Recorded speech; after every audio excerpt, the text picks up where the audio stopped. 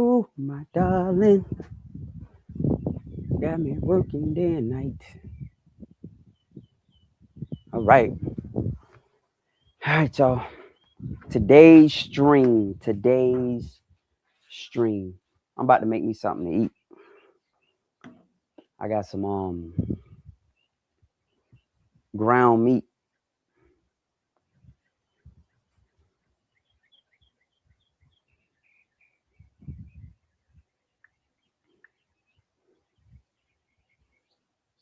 Check my sound.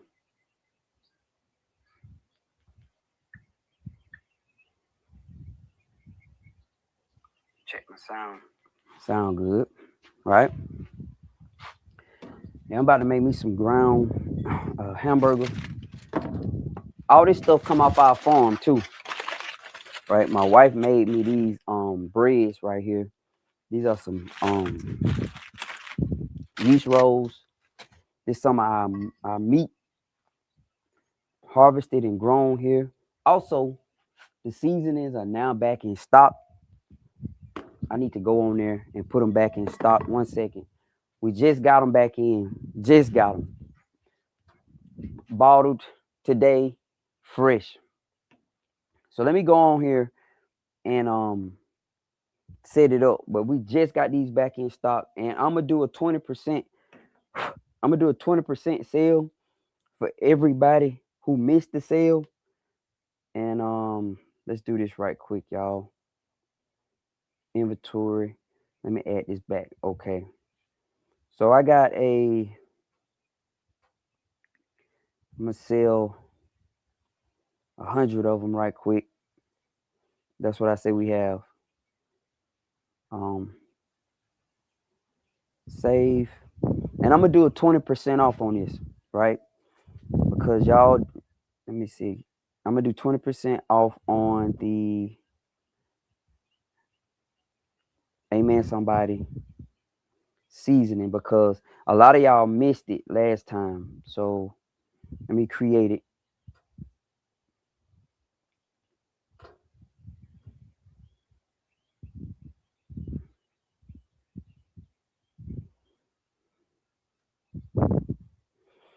Mm.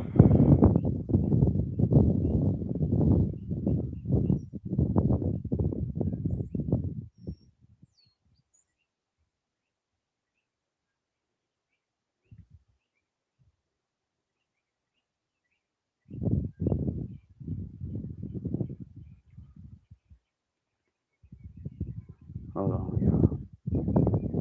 Yeah, I'm about to create a sale for the Amen Somebody season. We got them back in stock now. Let me get my camera right. Yeah, so we got the Amen Somebody seasoning back in stock. So, and I'm gonna do a 20% off sale for y'all, for everybody who missed. But I'm about to make me something to eat. I'm about to make something to eat. Hold on, let me do this sale right quick, guys. Let me do this sale. Log in. Now, I'm letting that skillet get hot.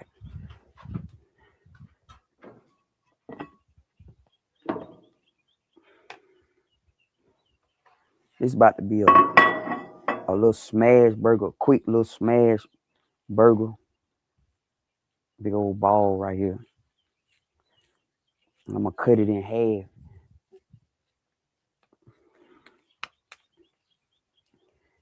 I think that's too big. Let's see.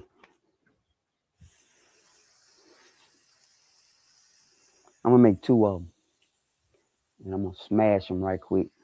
Hold on, right quick, y'all. I already seasoned the meat. I seasoned the meat last night, and then just smash them down with this joker right here. It ain't gotta be perfect. It's just me.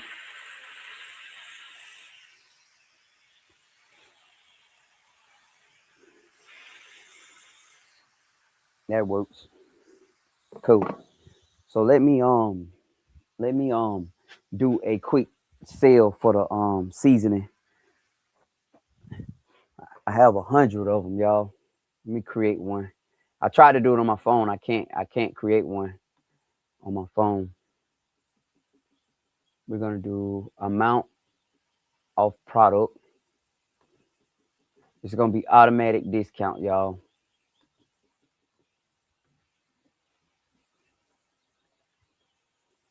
All right. All right. We're gonna do a 20% off because you guys all right. So let me find the specific product.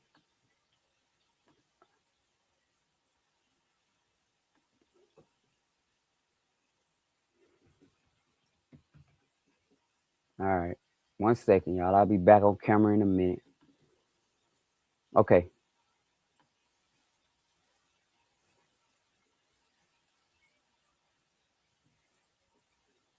Save. All right. All right. So the Amen Somebody seasoning is back in stock and I got it at 20% off. Go to our site and buy it. And it's so many of you guys who were trying to pick it up when we had the sale going. You guys bought so many so fast. I didn't think they were gonna sell that fast. So I'm gonna honor that now, so you can get it freshly bottled, fresh in the bottle. So I'm about to make me a. Hey man, this thing's sticking, boy. It ain't too bad.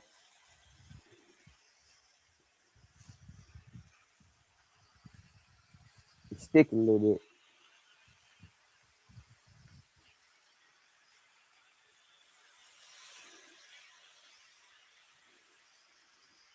Yep.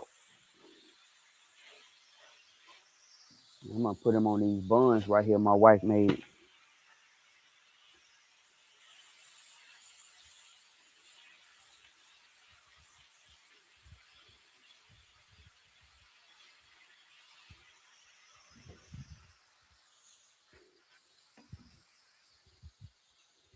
Let me see if anybody. That way I could tell you thank you in real time. Anybody buy while I'm online, I'm gonna tell you thank you in real time. Okay. So I can see. So the season back in stock, 20% off. Go to the website, LarryTeresa.com, and pick it up. Let me see. Amen to that hamburger. Hey y'all, California. What's up, Laura? How you doing? Um, good morning, Regina. Um,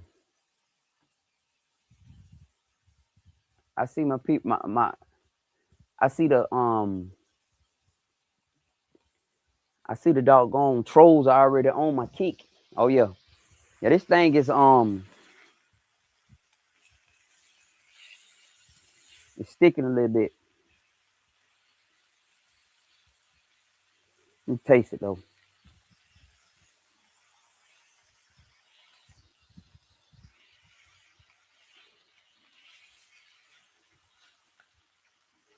Oh, it's seasoned though. I like spicy food. So I put cayenne pepper in it. My wife don't really like spicy food too much. Whoa. Hey man, I don't know what happened though. Let me get this out of here. That was bad. That was a bad egg in there. Hold on. Yeah, I think that was one of them cartons that I posted threw away. Hold on.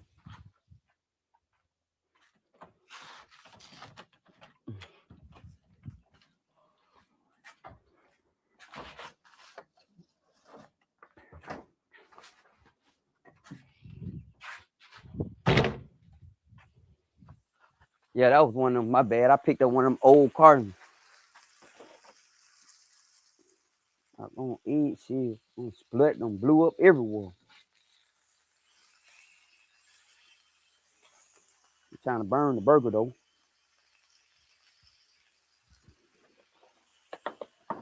All right, so these good eggs right here. Here's what I'm gonna do. Move that to the side. Can't waste that. Okay. Let's see what happening with these eggs right quick. Ah, the shell got in there. Doggone shell in there. I don't want no crunchy burger.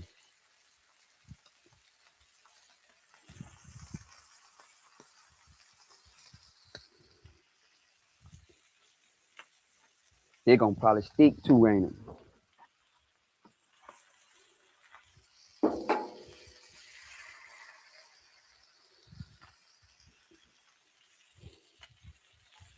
Uh-huh.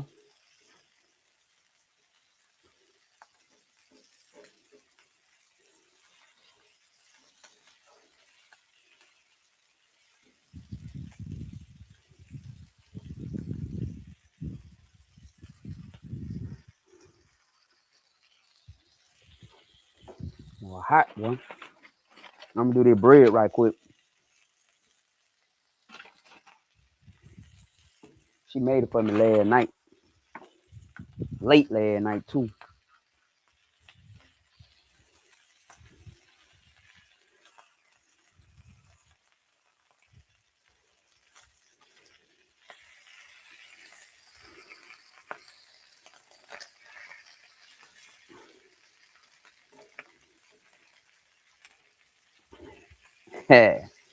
Y'all know what I need to do though?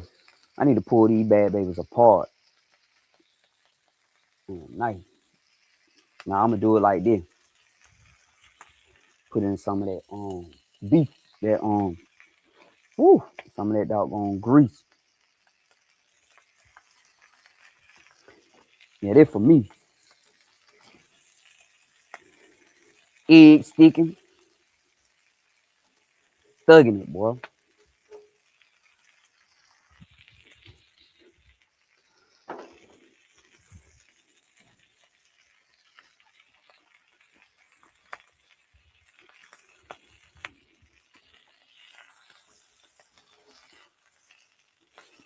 Burger right.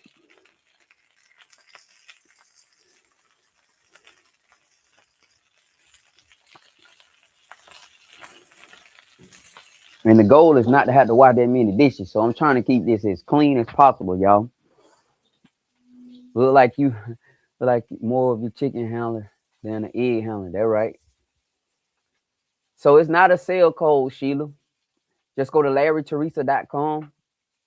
It's not a sale code. I'm gonna have them at 20% off into the 100 sale. Tina, it's not a sale code. It's LarryTeresa.com. LarryTeresa.com. I'm gonna put it in here. LarryTeresa.com, guys. It's LarryTeresa.com. Just click the link, LarryTeresa.com. Go in there and buy go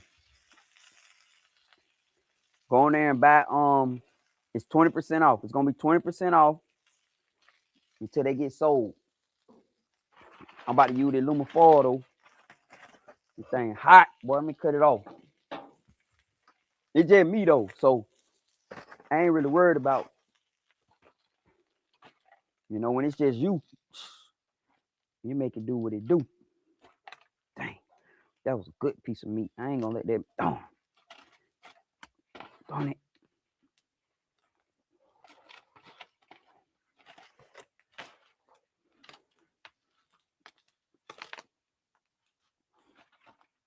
I'm about to do a hamburger with an egg on it. You feel me? It's LarryTeresa.com, guys. Just go on there. Get your order now. I'm telling you. Before everybody buy them up. Like last time. Get your order now. Man, these flies playing games, man. For real. Hold on. Chase that egg right there. And the good thing is, I grew all this stuff. Y'all see these onions right here? I grew these onions too. Look at these onions.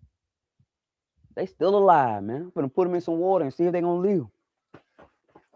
Need to throw one of them on this doggone hamburger. Hold on. I'm gonna throw one of them on this hamburger. I'm gonna rinse this mug off. I'm gonna do the top.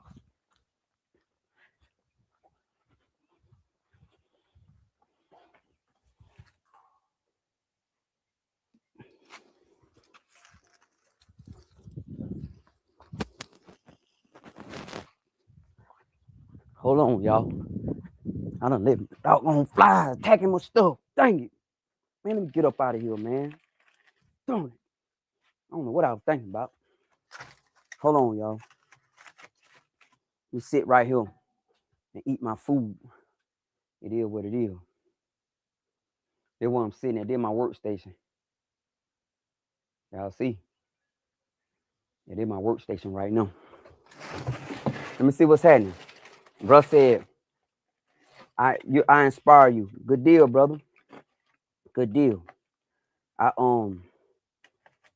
strive to help people, right? Come on, flies.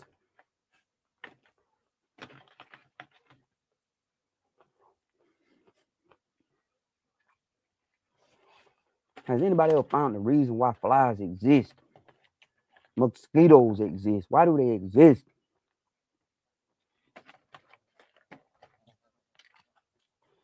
All right, hold on. I'm about to bite into this boy.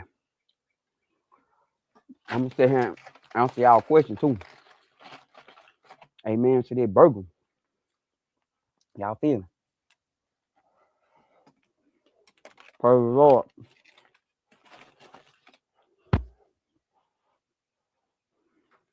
Praise the Lord.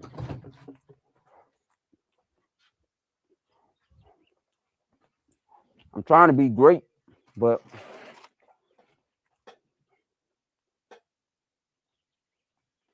oh yeah, this all this. I grew the eggs here,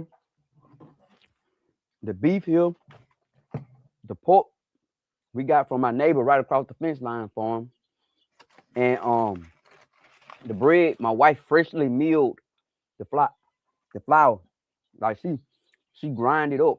She use wheat berries, no sugar.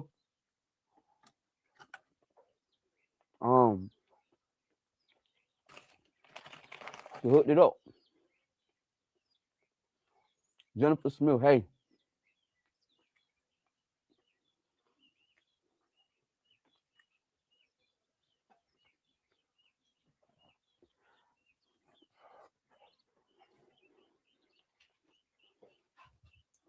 This breakfast right here. Yeah, I ain't eating none in the morning. Yeah, go to LarryTeresa.com. They 20% off, y'all.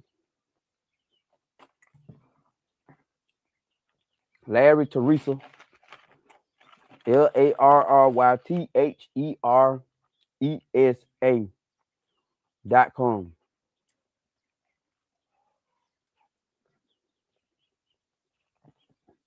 And get your orders. Hey, the fly, man. Hey.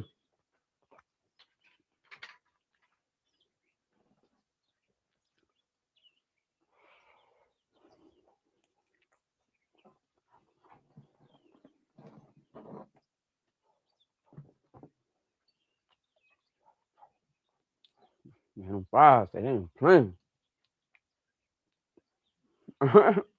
What the old preacher used to say?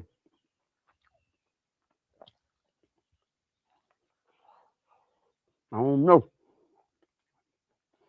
The burger is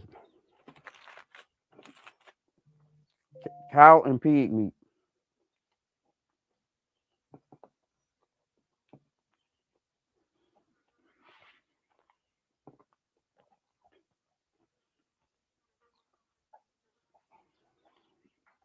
Hey, if you gonna order, you need to go ahead and do your order. And I'm telling you, because I ain't did no videos yet. You need to go ahead and get it, because I'm gonna get ready to do a video, and they're gonna buy them. I just wanted all my people who do my live stream with me get a chance to get it first if they want to buy them. If you don't want to buy them, that's fine. No, but look, I just put that onion. I got off one of my plants on him. Now that's good. That right there, that did something for it.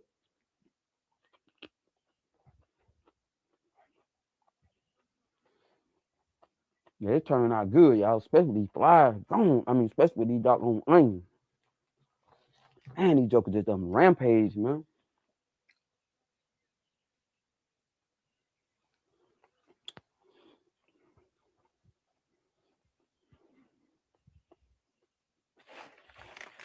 Yeah, these onions are, hey, a lot of people don't know about the tops of the onion. And the tops of the onion, man, they better than the onion part. You add me.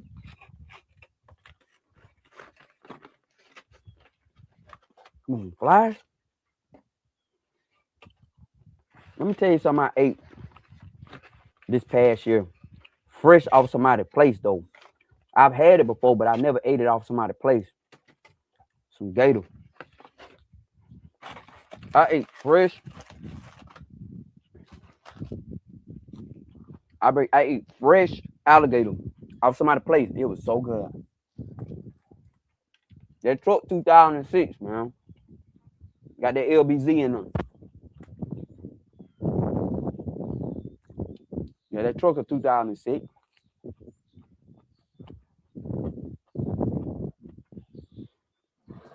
6.6 LBZ. Allison Trans. I like it. I need to put it in the shop, get some work done to it. But it's tough. It's a tough truck. I ain't gonna do no tuning or nothing like that. I'm gonna do it just a regular. When I ain't gonna do no tune because you'll blow the motors up trying to tune, trying to get too much out on. Forget all that. I ain't trying to race. I just want a nice, strong truck. I'm gonna put it in the shop though, and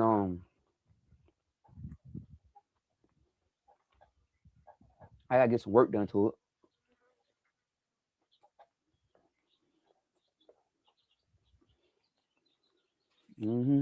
Thank you, Don.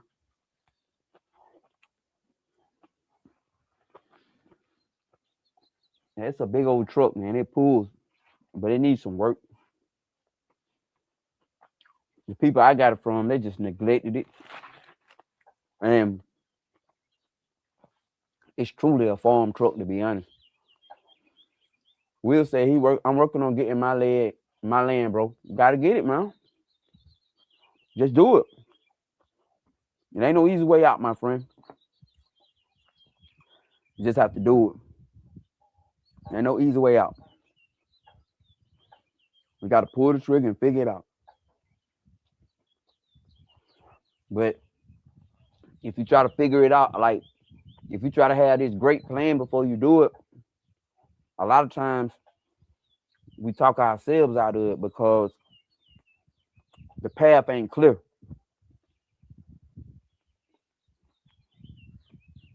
It's not clear. And then it's always fear of the unknown.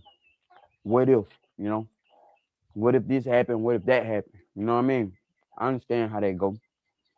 I do. I know how that go. I'd be lying if I told you that I ain't never been like that. I'd be lying. But the truth is, I have been like that. And sometimes you just have to dive off the cliff. Thank you, Tina. Thank you.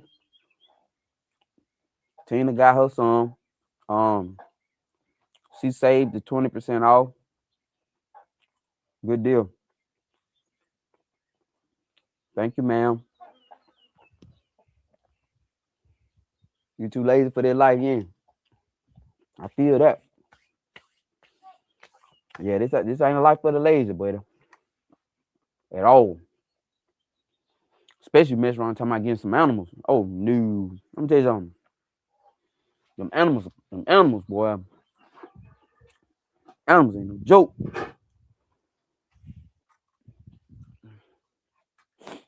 But it's like we sign up for. Let me take the camera down so y'all can see my face, right? I ain't want y'all all in my face while I was eating, though.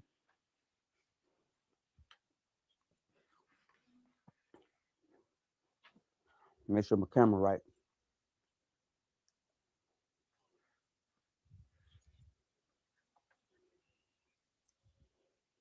Make sure it ain't crooked, y'all. I'm the cameraman, the talent, I'm everything. Yeah, I'm everything.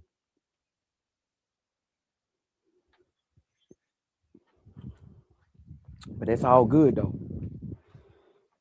Could be doing something else. All right. I'm about to knock off this last one right quick. I could have did a better job. I could have. But low-key hungry, I don't know what. Well, I'm trying. Tina, I seen it. Amen, somebody. Good deal. I'm glad. Yeah, if you don't move your feet, you literally don't eat. Absolute truth. Mm-hmm. Gotta get up and that's why I said, this farm life, the homesteading life, it's been romanticized. The people on social media have kind of made it where it's like it's romanticized. Now, not to say, don't get me wrong, it's a beautiful thing when you got it going right. But the wrong times, something else. But it's all right. I don't have no complaints. The only thing I wish I would have did different is I wish I would have had information on the front end. I didn't have enough information. So that's why my passion is to share information with y'all. Because when I first started, I just had a hope and a prayer. And what you're gonna notice is there gonna be so many different versions of information that you get in the beginning. There's gonna be so many people trying to tell you how to do things differently that you're not gonna know what's the real way to do it. Like you'll be trusting one person and they'll be talking like they got good sense. And then you'll regurgitate what they say to somebody else, and somebody else will be like, man, that ain't right. You know what I mean? And then what that person say, you'll regurgitate to somebody else, and they'll say, well, both of them told you weren't right. You just don't know who to follow. Mm-hmm.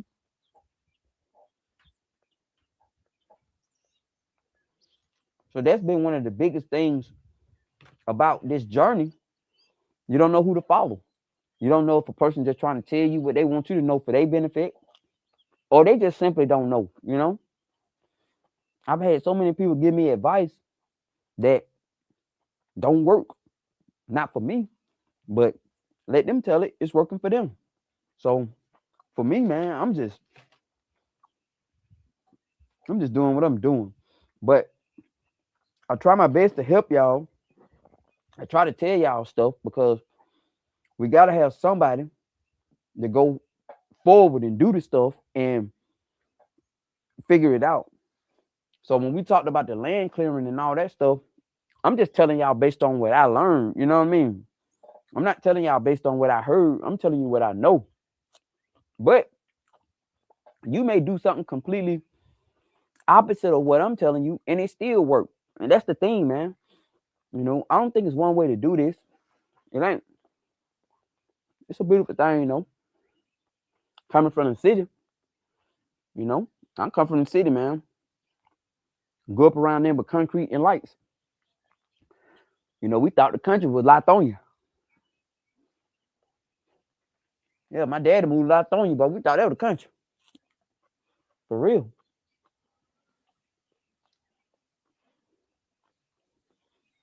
Yep.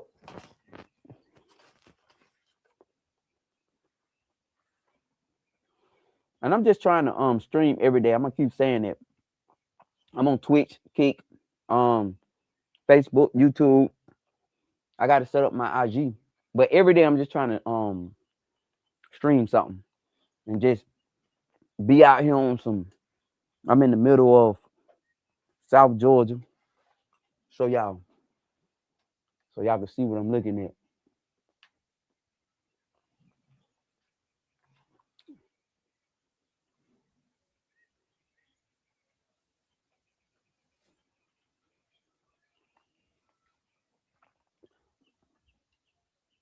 So y'all can see my view, you know? The city is done. Yeah, I don't know. Really and truly, The city for people who want to have fun, who like all that congestion. The city who want to go to all them different restaurants. And like the worst thing I always hear somebody say is, it ain't nothing to do like a little kid. You know, you got so many people, adults still operating on that ain't got nothing to do stuff. They want to go out, and ain't nothing wrong with it. You know, if that's what they want. But I grew up in that. So that's old. That's old, man. Like all the different locations and the restaurants and all of that. Old, man. Yeah. Ain't nothing exciting about that to me. I'm riding around in an old truck. I'm about to buy a new motor for this truck. Motor clacking. Got a knock to it. I'm gonna ride into it. Just can't go no more. I'm about to buy a new motor. But in the city, man, I couldn't ride around that regular truck, man. For real. You stop and go traffic.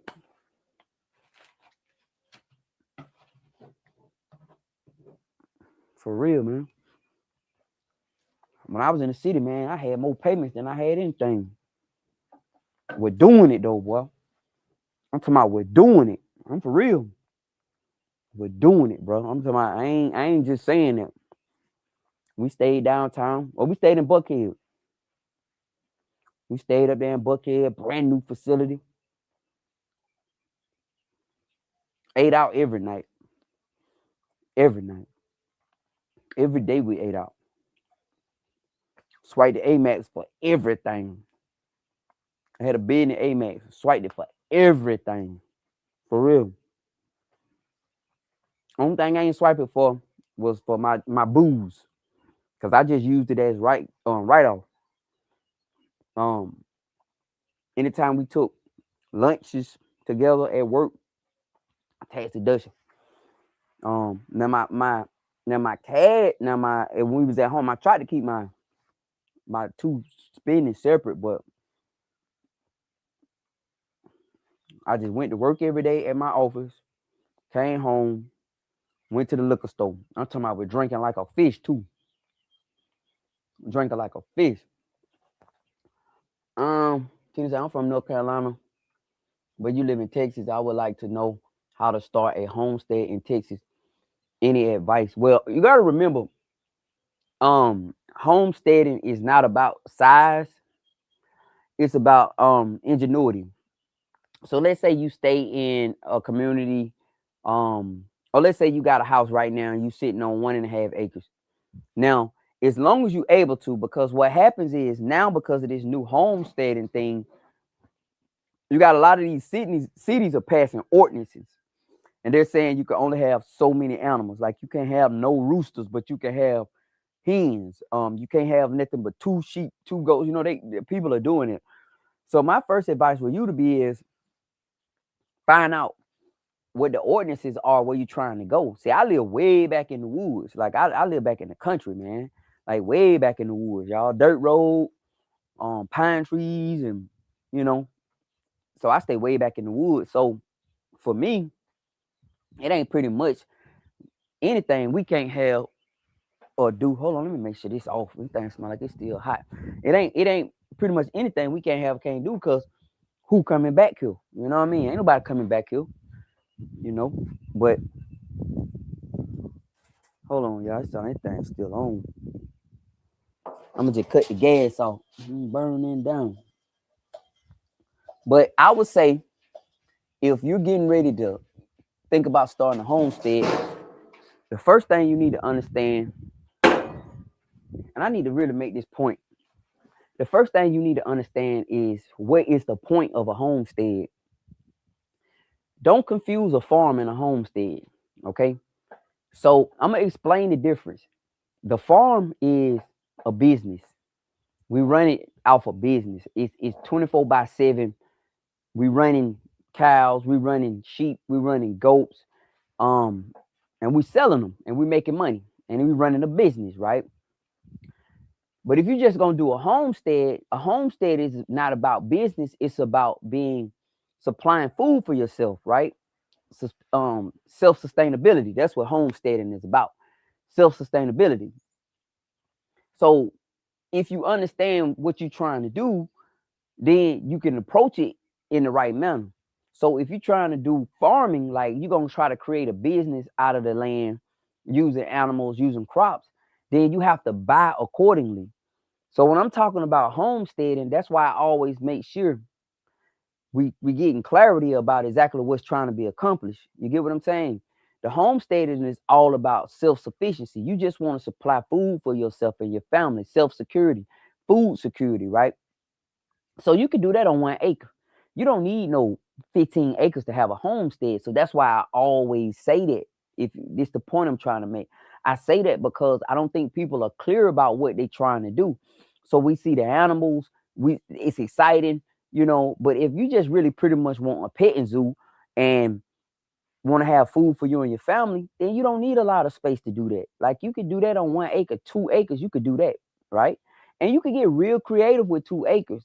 Um, I make sure I clarify that too up, man. Like if you're just trying to generate food, a little money, for yourself, meat, you want to sell meat and you just trying to generate money, you could do that with 2 acres. You could have a paddock where you rotating all your sheep, and you'll be good to go. So if you're gonna do it for just for homesteading purposes and food, make sure you do sheep. Don't do goats. Don't do goats. If you're gonna do goats, you could do a small number of them. The reason why is because goats have horns on their head. They get their head caught in stuff. They do crazy stuff. Whereas sheep are more like cows. They're cool. So I wasn't an advocate of sheep in the beginning. I was an advocate of goats. I always felt like goats were better. But having a herd of sheep now, it's no comparison. I'm telling you, it's no comparison. When you get the right sheep, they don't even, you don't even have to touch them. Like you literally don't have to go out there. And there's one of them laying there done. So be clear about what you want to do, y'all. If you want to do a homestead, then you don't have to buy a lot of space. Now for farming, if you're trying to farm, then yeah, you need some space, man. That's when the 50 acres come in at, the 100 acres come in because you're farming those acres. You taking you got 10 acres of corn growing right here. You got 10 acres of alfalfa growing. You have 3 acres of this growing. You have sweet potatoes growing. So yeah, but most people I don't think they clear about what they want, like what they trying to do it for. So me, I'm straight up homesteading, but I'm trying to get off into the farming somewhat with the meat, growing out my animals, because I feel like I got a nice little small ecosystem set up to where especially once the grass grow, is I need to fertilize it, but it's coming along, but it's nowhere near like it's gonna be once I get that grass fully established and it grows and I can put my animals 100% on my grass and I don't have to buy hay, I don't have to buy feed, and I'm talking about a healthy grass. Remember, all grasses are not the same. Just because your animals eating grass don't mean they gonna gain.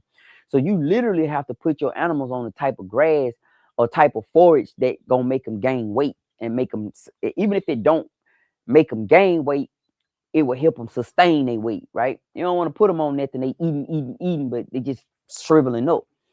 So I came out here this year and I planted some millet and some cowpeas for my goats. The cowpea is gonna be the protein. The millet just gonna be the forage. So we're gonna put them out there.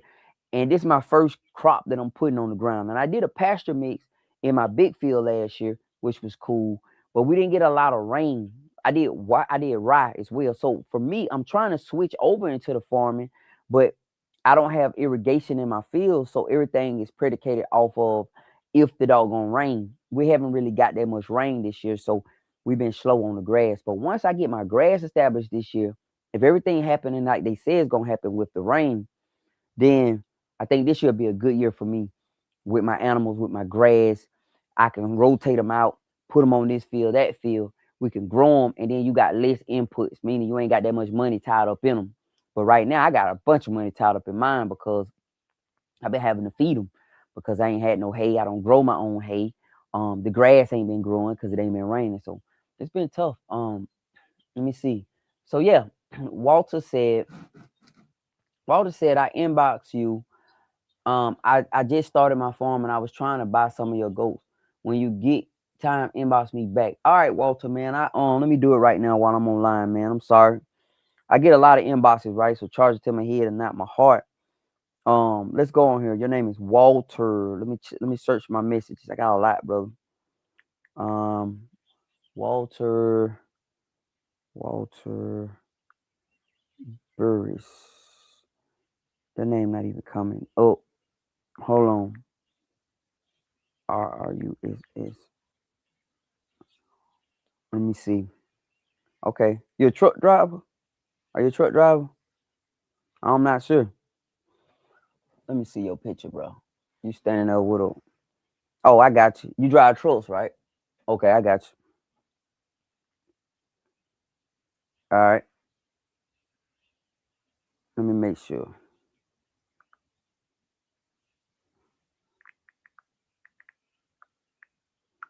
All right, so I just sent you a message. Let me know if that's you. But I didn't get anything, man. What did you message me at? Somebody said we live them names on YouTube be throwing me off because they ain't just regular names. We live in Arizona. Our summers get up to 120. How do we keep our chicken cool? Trees, but ain't no trees, right? I don't know. You know, but chicken are hardy, man. You know, chicken are hardy. You know, I would ask the locals. Now it gets not 120 down here, but we'll see a 105 now. You know. All right, I just messaged you, Walter. Respond, man. I might have messaged you from my personal page. You respond, tell me what you're trying. Yeah, I messaged you from my personal page. Just check it out and see. But I don't know, like how you keep them cool in 120 degrees. For real, that's a good question. You probably have to build something. You know what I mean? Because I think the shade is the main thing, right? That they ain't standing out in that shade baking. I mean, in that sun baking.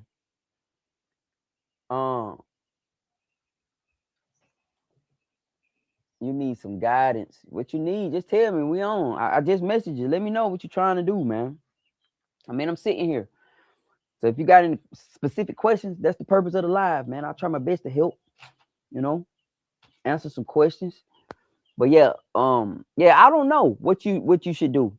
I would say trees, but y'all in the desert, right? So there's no trees. I gather. I don't know. I never lived in the desert. I've been out there, but I remember seeing cactus plants and stuff like that, you know. But I think if it was me, I think the cheapest way I would do it is I would put some posts in the ground, right? This is what I would do. I put some posts in the ground, 4 or 5 posts in the ground. I probably do 8 posts. Put them in the ground, and then I put some shade on top of it. You get what I'm saying? So they can always have some shade, almost like a what they call it, a pergola, almost like that. Plenty of water out there, but I don't know how you do it. But I would ask them people out there, like how they do it. If you got people who have chicken, because boy, that's a oven right there. Because can you imagine at 120 degrees how hot it'll be inside? Now I got a chicken coop that sit under a couple of trees and they have a roof on them. You know what I mean? That's what I have. So my chicken coop has a roof on it, and it sit under a couple of trees.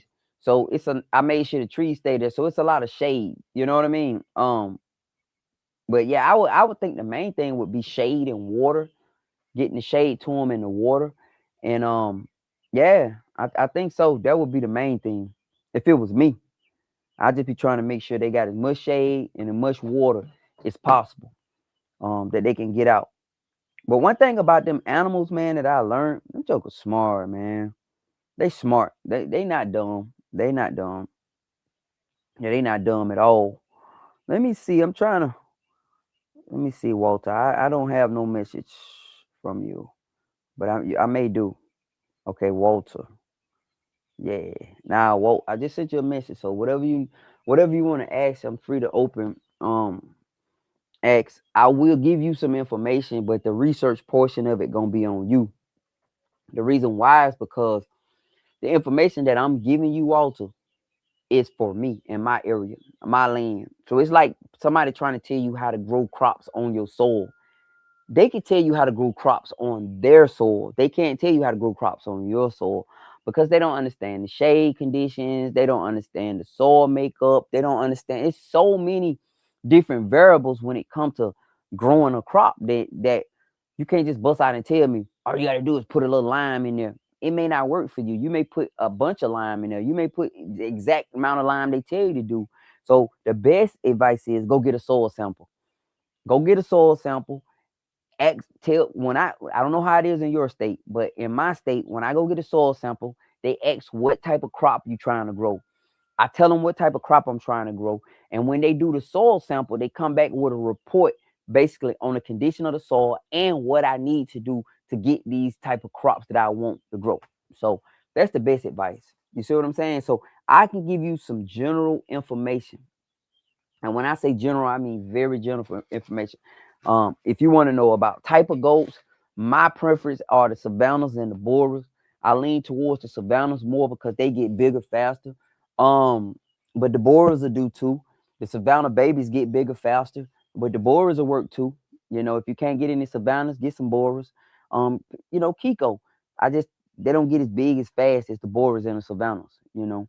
Um, if that's the case, I could tell you that. But if you haven't ran out and got any animals, I will probably encourage you to get some sheep. They call them hair sheep, Katanin sheep. Get those. A lot of people gonna say Dorper sheep. I don't know much about them. I done did some research. They have a lot of meat on them too. But my understanding is the Katani are are um are a better variety and they're more hardy for the southeast. So if you're in other parts of the nation, they may play. And the sheep, when we say hair sheep, that means they shed, so you don't have to shave them. So when I say hair sheep, that's a sheep that are shed. They got hair. It'll shed. They don't have wool. Wool you have to shave the wool off, right? Yeah. So that's what I would do, man. I wouldn't get no doggone goats if I'm just getting started and I don't have the bandwidth, meaning I don't have the time to be out there fooling around with no animals. I get sheep. I have a herd of sheep, man. I'm talking about literally. I don't even have to touch them.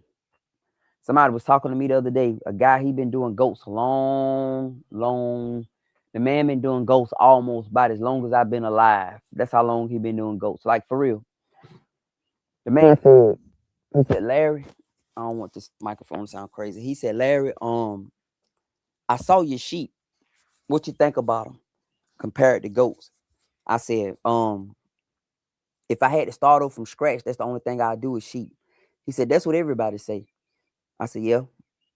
I said, if I had to start over from scratch today, with everything I know from zero, I wouldn't do goats. I like goats. Man, you ever had some goat ribs before? Man, we ate some goat ribs the other night. Oh my God. No, oh my gosh. Let me stop saying oh my God. That's blasphemy. But oh my gosh. Those things were so good, y'all. Mm, mm, mm. If you ain't never had no goat ribs before, oh man, goat meat in general. When it's right, boy. When it's right, it's right. How much does sheep go for, and should I get them young? Okay, you have Barbados sheep. Yeah, those how are those working out for you? Okay, so you're in Tennessee, you pretty good. It just depend on um how who you buy the sheep from. You get it? Some people are very expensive on their sheep, while others you can get it for 200 a head, 220 a head. You go out there and buy 10 sheep, they'll let you get them for $2,300, right? Um, and should I get them young? Just getting started, my opinion, the worst thing you ever could do is buy young animals. That's the worst thing you could do when you're just getting started because those are unproven animals, sir. Don't get unproven animals. Get a mama. When you just getting started, this is what I would do. This is what my formula would be. Check this out. I wouldn't buy no male. I wouldn't buy any males. I would buy all what's called heavy bred nannies. Heavy bred nannies or bred nannies, meaning these are females that have had babies before, but they're pregnant right now. You can see they got the big bag on them. They about to have some babies, right? heavy bred nannies, right? I would spend all my money on those. For real. If you got $2,000 and you could only get 4, get those 4. Get those 4, man. If they're gonna charge you $500 a piece, get those. Let me tell you why. So you start with 4, but the females are pregnant. They can have 2, they can have 1. So you immediately doubled up. So you only paid $250 a piece. Don't buy no males initially, right? This how you do it. Buy the heavy bred nannies. You rolling the dice here. Let's say you got enough money to buy you 5 of them. You buy 5. If you mess around and get 2 a piece out those 5, do the math. Now you got 15 goats. I mean sheep. You have 15 because they all had 2 a piece. That's 10, and then you got to count for them. Now you have 15. Tag them all. You have a male. Remember who the male came from. Now that doggone male can breed with everybody except his mama. So I would sell the mama. That's what I would do. That's what I would do. I sell the mama. Keep the male. Let's say you have 2 males out of 1 female. If she have 2 males, 2 rams, keep them 2 and sell her. Let them 2 breed everybody else. You hear what I'm saying? And then now you got your herd going. Now your herd going. That's what I would do. Don't do it. The hardest thing to do is start from scratch, right? And Marcella said she's been raising for over 20 years. Marcella, we need to talk. I like that. You got a lot of information, right? But I would definitely focus on bred nannies, and I wouldn't buy males. I wouldn't buy any rams. The only time you want to put a ram in your herd if it's a ram that can change the whole trajectory of your herd, meaning that the ram is a proven buck or a ram, sheep ram, goat buck, they're or a bull for cows, and they prove it. And you put them in there, and that joker will put heavy babies, especially if you're trying to do it for meat. And they put heavy birth weight babies, like the babies are being born at 10 pounds almost. 90 days, they at like 50 pounds. That means when you get ready to butcher them out, they over 100+ pounds. Once you get the head off and the entrails and everything off, you may have you a good 80, 90 pounds of meat, 75 pounds of meat. That's a good day. That's a lot of, meat. That's the only way I'll bring another male on this place. That joker got to be adding so much quality to my herd that I'm willing to put up with his mess. Because them jokers be difficult sometimes. If he ain't adding into my herd to the point where he changing it, I'm not about to be dealing with him. He out there, you may get a jumper. Somebody want to say you're a ram that jump fences. Now he throw big babies. I'm willing to put up with him if he jumping babies, jumping fences, throwing big babies. But I ain't gonna put up with that if he ain't throwing big babies, right? So I would try to build my herd out organically, man. Buy some pregnant mamas, right? This how I should have did with my cows, but I went out bad, man. Buy some pregnant mamas, get them on your ground, let them have babies. As soon as you have 1 male, you good to go. Get rid of the mama. Get rid of the mama because he can't breed his mama. That's inbreeding, but he can breed his sister. That's line breeding. Get rid of the mama. Keep him and just let him run through your herd. He'll get you back up and, he'll get you back up and going real soon, but don't do it with the money, man. Don't try to spend up your money, man, because people gonna be lying to you. And then the ones that really have the animals that's really worth it, man, they gonna charge you. Man, do you understand how much money them people gonna charge you? Especially if they know this a proven buck. Most of the time, a proven ram. Most of the time, people don't sell them until that joker done threw them 200 babies. Like they done work that joker. So now they getting ready to sell them. So they know what he can do. Most of the time, they can take you out there and show you all his babies and say, hey, man, you see all them babies out there? Them all his babies. We got to get rid of them at this point. But they're not going to do it for cheap unless something wrong with him. If he problematic.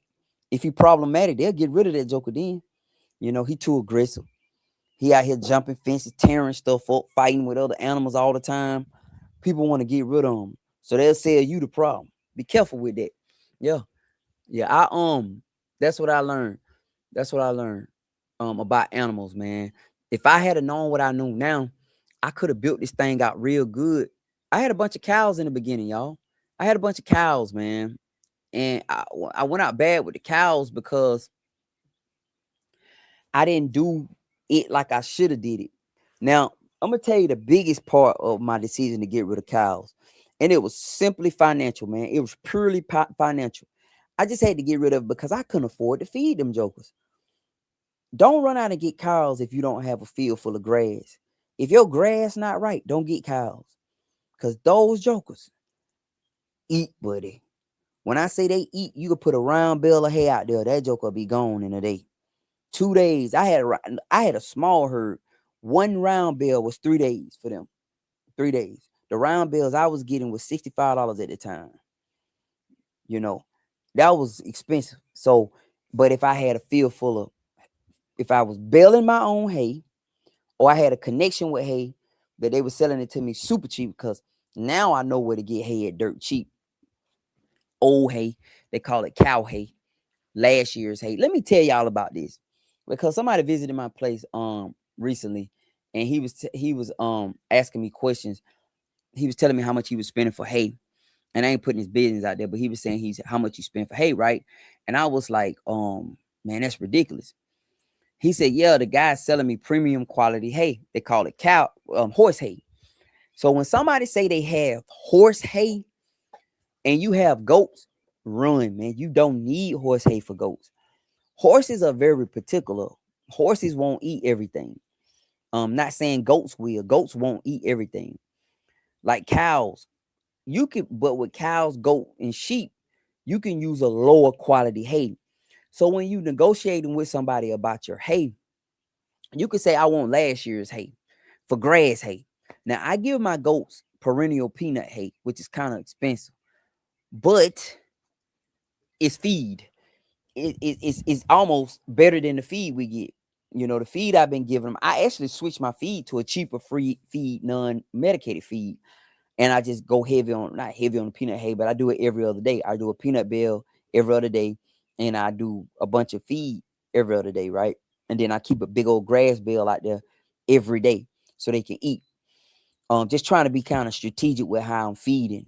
Now the ones I'm feeding out, if you don't know what that means, I mean I'm trying to get them fat, get ready to butcher them out. Now I feed them every single day, and I dump grain on them. Like I dump it on them because they got 11 months. Really, they got 8. I pull them off their mamas at 90 days, and we got about 7 to 8 months to get them big as we can get them, and then they going to the butcher. They going to the butcher, guys, or I'm selling them outright. But ain't no money in selling them outright sometimes. You know, when if I can sell it if I can do the meat bring more money than the animal itself, because most people don't know nothing about no butchering no animal.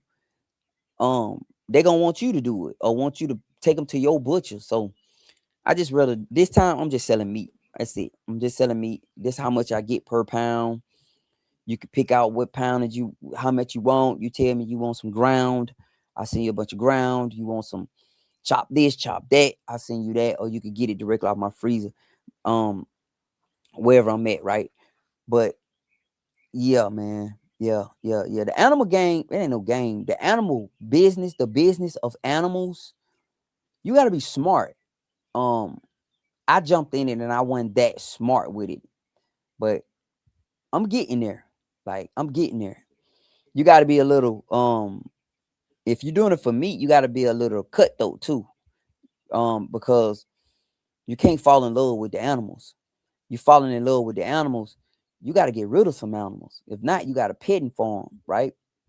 So yeah, you know, people ask me, a lot of you guys ask me, do I get connected with my animals? My first animals were Winston, Nutmeg, Cinnamon, Cocoa, Fancy Free. Those were the first animals, first goats I've had. Well, I had a set of goats before, which I should have killed, but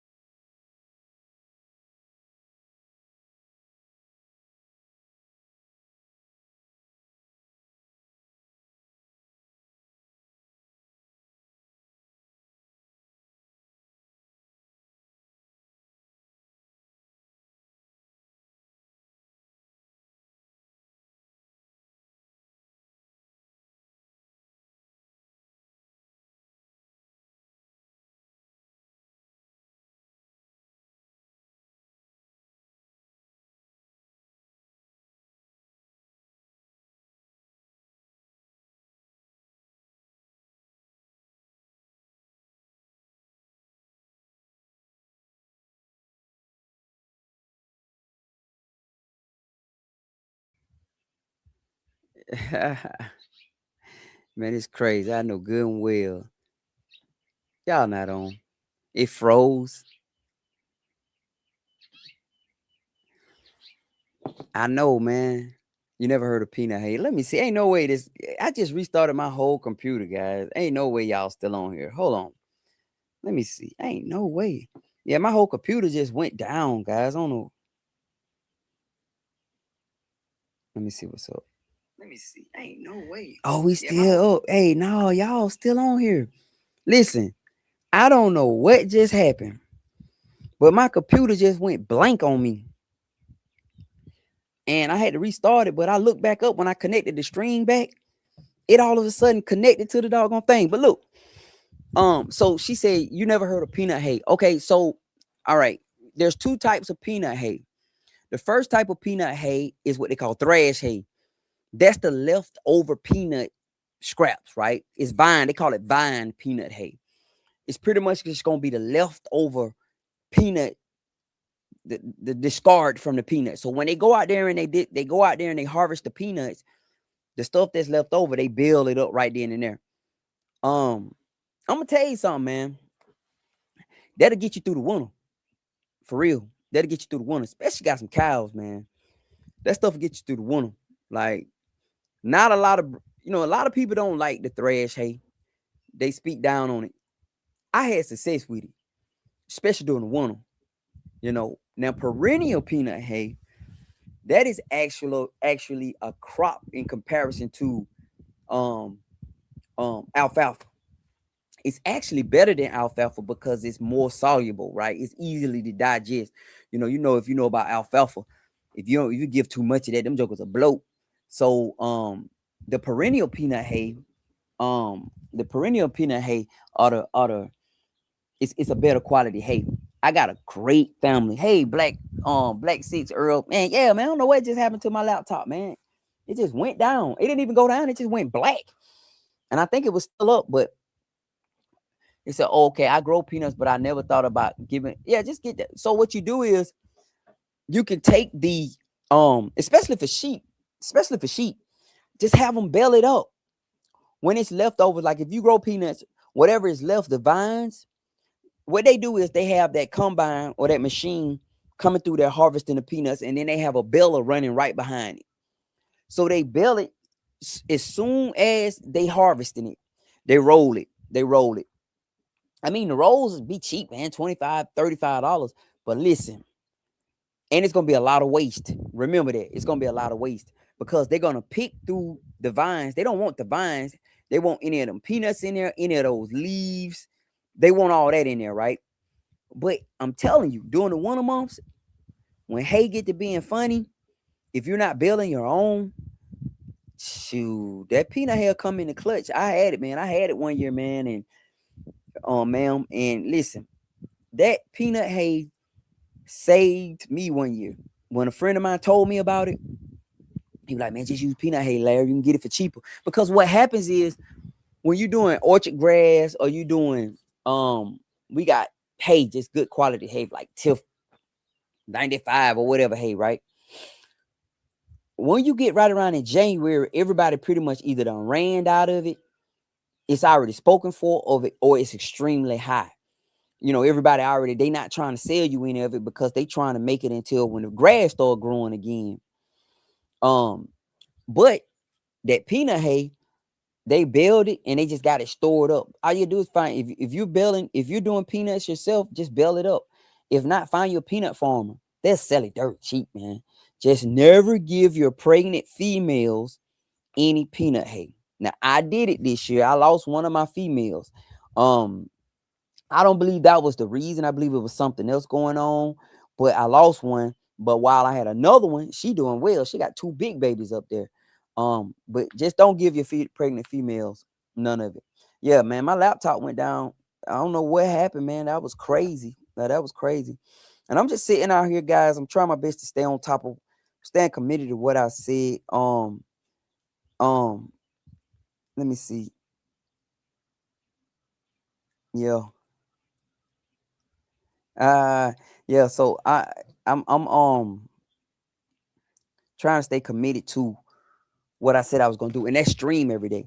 I'm gonna do some streaming every day. I'm on Kick, I'm on Twitch, YouTube, 2 YouTube channels and 2 Facebook channels, guys. And I'm just sitting out here.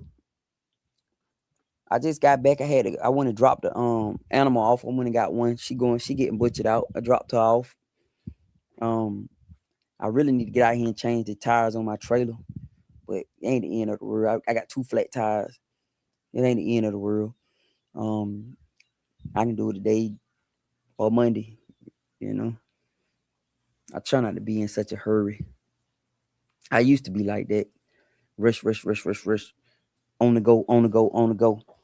Yeah, you cut your life short like that. But yeah, hold on. I got my meat over here. I need to let me put this meat in this refrigerator right quick, y'all. I'm gonna walk over here. Y'all can see me. Yeah, I'm about to walk over here. Give me 1 second. I'm about to take my meat and put it in the refrigerator. My eggs and meat. Put it in the refrigerator. I'll be right back. If you gotta go, I respect all that. I'm just doing what I'm doing.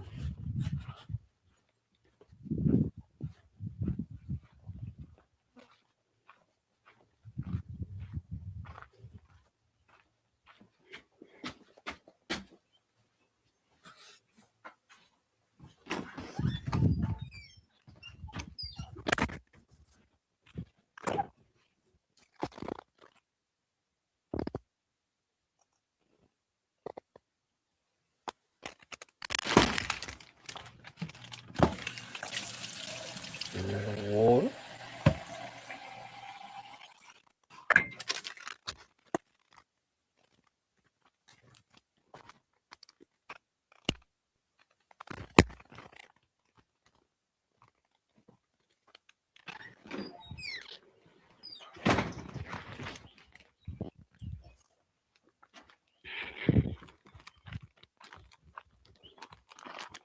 Let me tell y'all what I did today.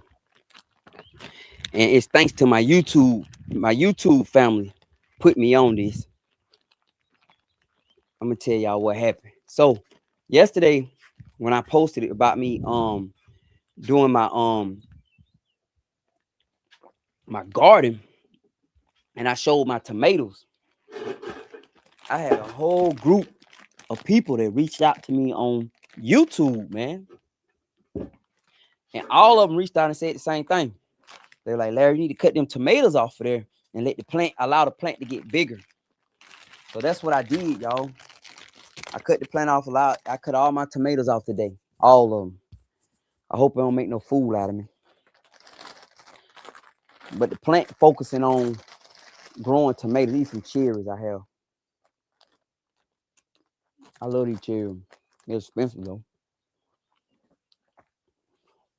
I want to grow me a fruit orchard. I do. Yeah, I want to grow me a fruit orchard. My my YouTube is I got the hood to homestead, from the hood to the homes to homestead.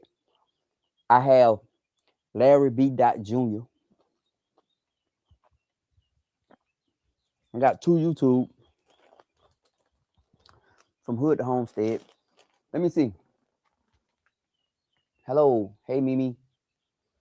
Will Burrows said, I don't want to go more than 45 minutes from my job, but if the price is right, but if it's the right price in the land, I will. So I understand what you're saying. But one thing I can tell you, one thing for sure that I learned: never let your job dictate where you're gonna live, man. Cause that joker will go away and you'll miss an opportunity. Like you'll miss an opportunity because of it, and then you'll get laid off.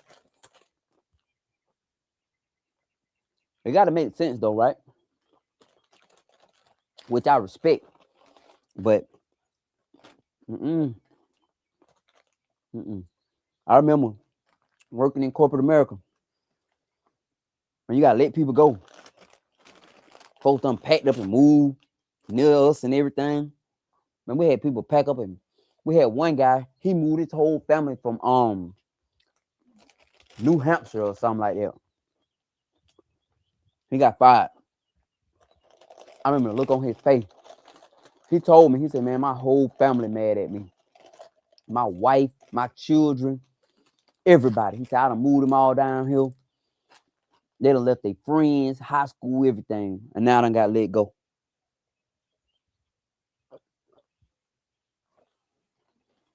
Don't do that, in my opinion. I got a goat up in this field up here. I'm sitting here watching her. She started out as one of the runts, man. And when I say she started off as a runt, I ain't think she was gonna make it. I was about to put her down. I was. She looking good. She looking very good. I sold her brother. I'm starting to wish I kept a brother too. I wouldn't breed him, but that girl looking good up there. Very good. I'm seeing her watching her. She getting big. Impressive little girl. Yeah. One thing about the animal, give them time. Give them a little time. Let them become what they're going to become.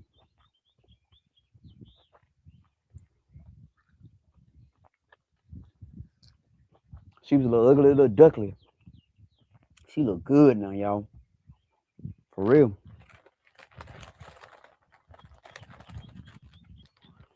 Let me see. Me. What's up? You got a long post. Let me answer it. Hold on. Whoa. You dropped my stuff. Mimi said, hey, Larry.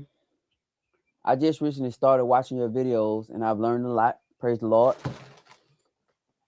It says, and I really appreciate your content because I've been watching all different types of homesteaders and following and watching how they start building, start homesteading. I've been watching since I think COVID, and there's things that they don't tell you that you are shedding light on, which is helping me because I had just bought 4 acres and I already had most of it, if not, oh, my bad.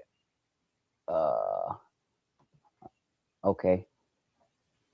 Oh, so it's up on the thing, but maybe 2 acres. So you should see it up there. Oh, so you can put them on the I didn't know I could do that. I just clicked on it and it showed on the screen. Good deal. So look, Mimi, I'm trying my best. Hey, thank you, Marcelo. I'm trying my best to help people, right? I'm by no far are an expert. Let me just make sure I clarify that. By no way am I an expert, right? You got people who've done this their whole entire lives. But what I've learned about the people who've done this their whole entire lives, a lot of times they don't want to help you because they take offense to you getting in something that they've been doing their whole lives. And that's why industries die. Industries die because of arrogance and ego. That's what it is. It's ego. A lot of the people who are going to help you, you get some guys that'll help you. A lot of women will help you. I've seen that. I'm not knocking my brothers, but a lot of women will help you. Women don't lead with ego. Like men will have some stuff and can't nothing get done because of ego. I was in a discussion with this guy earlier. We asked him to negotiating on something. And I already knew we wasn't going to be able to come to a conclusion. And I told him, I said, listen, we're never going to be able to come to a conclusion. He said, why? I said, because you leading with ego and I have ego. And neither one of us are going to drop our ego. I said, what we need is a female. And primarily, I would like a female, a minority female. She could be from Asia. She could be from Africa. She could be African American. She could be Mexican, Puerto Rican. We need a minority female. He thought I was playing. I said, no, I'm for real, man. Almost all the times, and I'm saying this, guys, all the times I've been in stuff and it's been some type of negotiation. When I'm trying to negotiate with something, the best person on my end that I've been negotiating with is a minority female. For real. Because she not leading with ego. They trying to get it done. I'm trying to get it done. A lot of times with guys, man, we be butting heads and it be about nothing.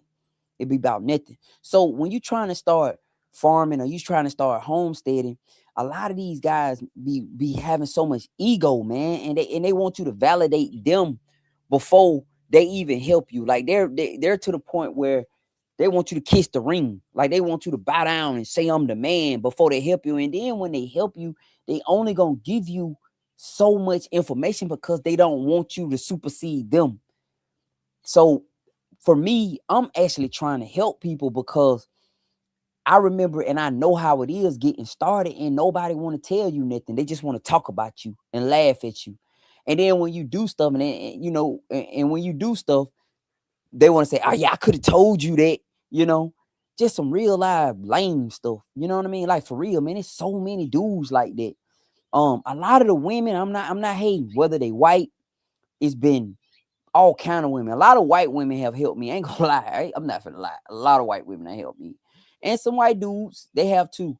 Brothers, I had some brothers help me too, but it just seemed like it's this ego thing. Like we gotta, like I gotta bow down to you. You know what I mean? So it's always this weirdness. So for me, I'm not trying to be like that. I'm not trying to be like that. I'm actually trying to help people, man. Yeah, I'm actually trying to help people. I love trying to get you situated to where if you're gonna get started doing this,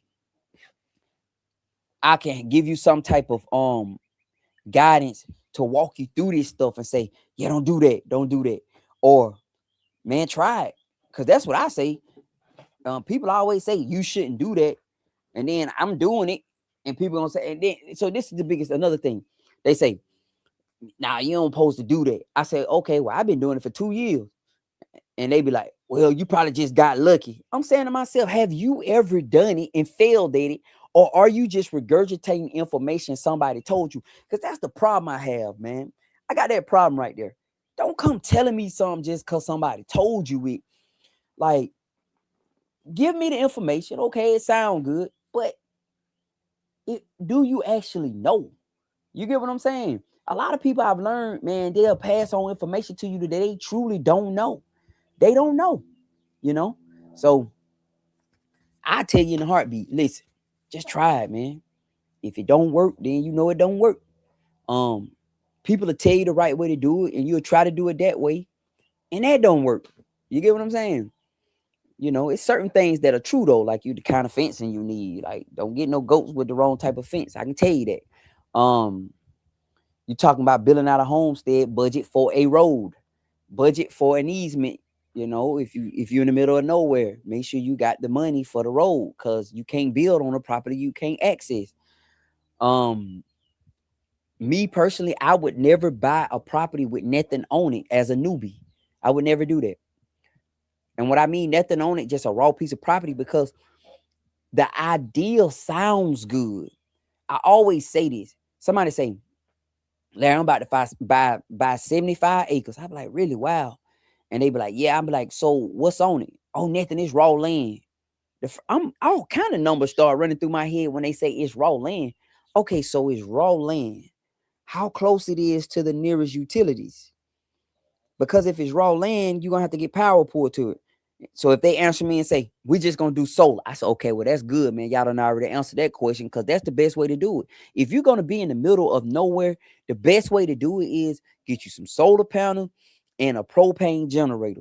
The reason why you want a propane generator is because worst case scenario, you could use that generator to actually kick in to charge the batteries or to run the place.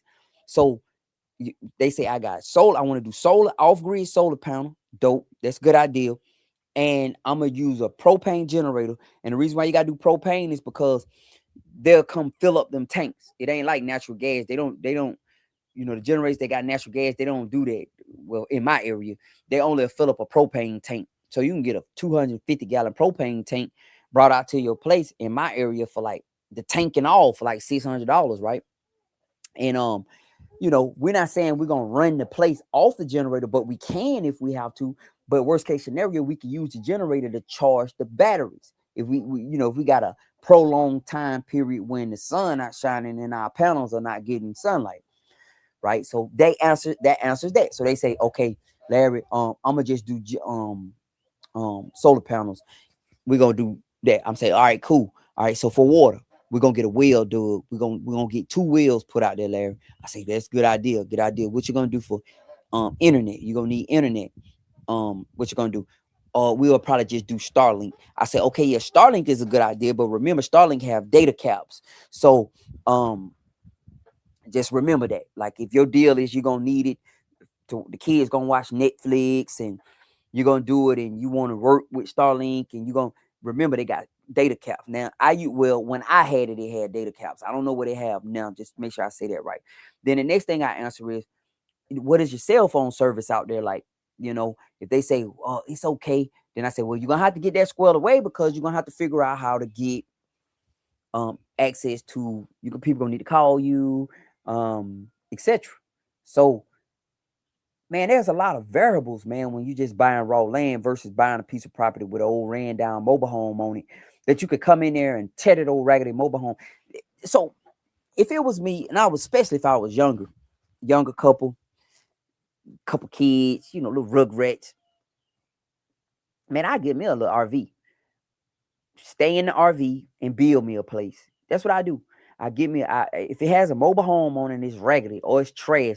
Now, that's if it's trash. Now, it could be doable. Like, you could go in there and just throw some paint up, put some new floors in, put a new roof on it, like we did that one. We did that one like that. Me and my wife renovated it, right? Put a new roof on that mug, etc. And you got yourself something to live in, and then build your home site on the property and build your property out. But if it's trash, the reason why I say buy it with the RV on it, the mobile home on it already, the trailer, is because it got water, it has septic. If it was permitted now, if it was never permitted, then that's an issue. But if it's permitted, that means it got septic, it got water, it has electricity. So all you have to do is knock it down and build on it. Now, even if you're going to go back and dig up the septic tank and put a bigger one in there, at least the land a perk, But just buying a raw piece of property, man, talking about, man, yeah, it's always been my dream to do this. I'm saying to myself, like, I hope you got some money, because that's going to get expensive for real quick. Now, people who have money, this message is not for you. You got $300K, you can do it. You could throw you up a place out there for $300K, but if you just took your last money and bought the land and saying, don't do that, because that idea is going to burn you quick. You love seeing my farm? Thank you. I wish I can walk you around my farm on live, but the network it sucks. And that's why Mimi said, and that's why I'm on my own and I don't share my ideas, because they make me feel like I don't know what I'm doing and I don't know everything, but I'm learning. Absolutely.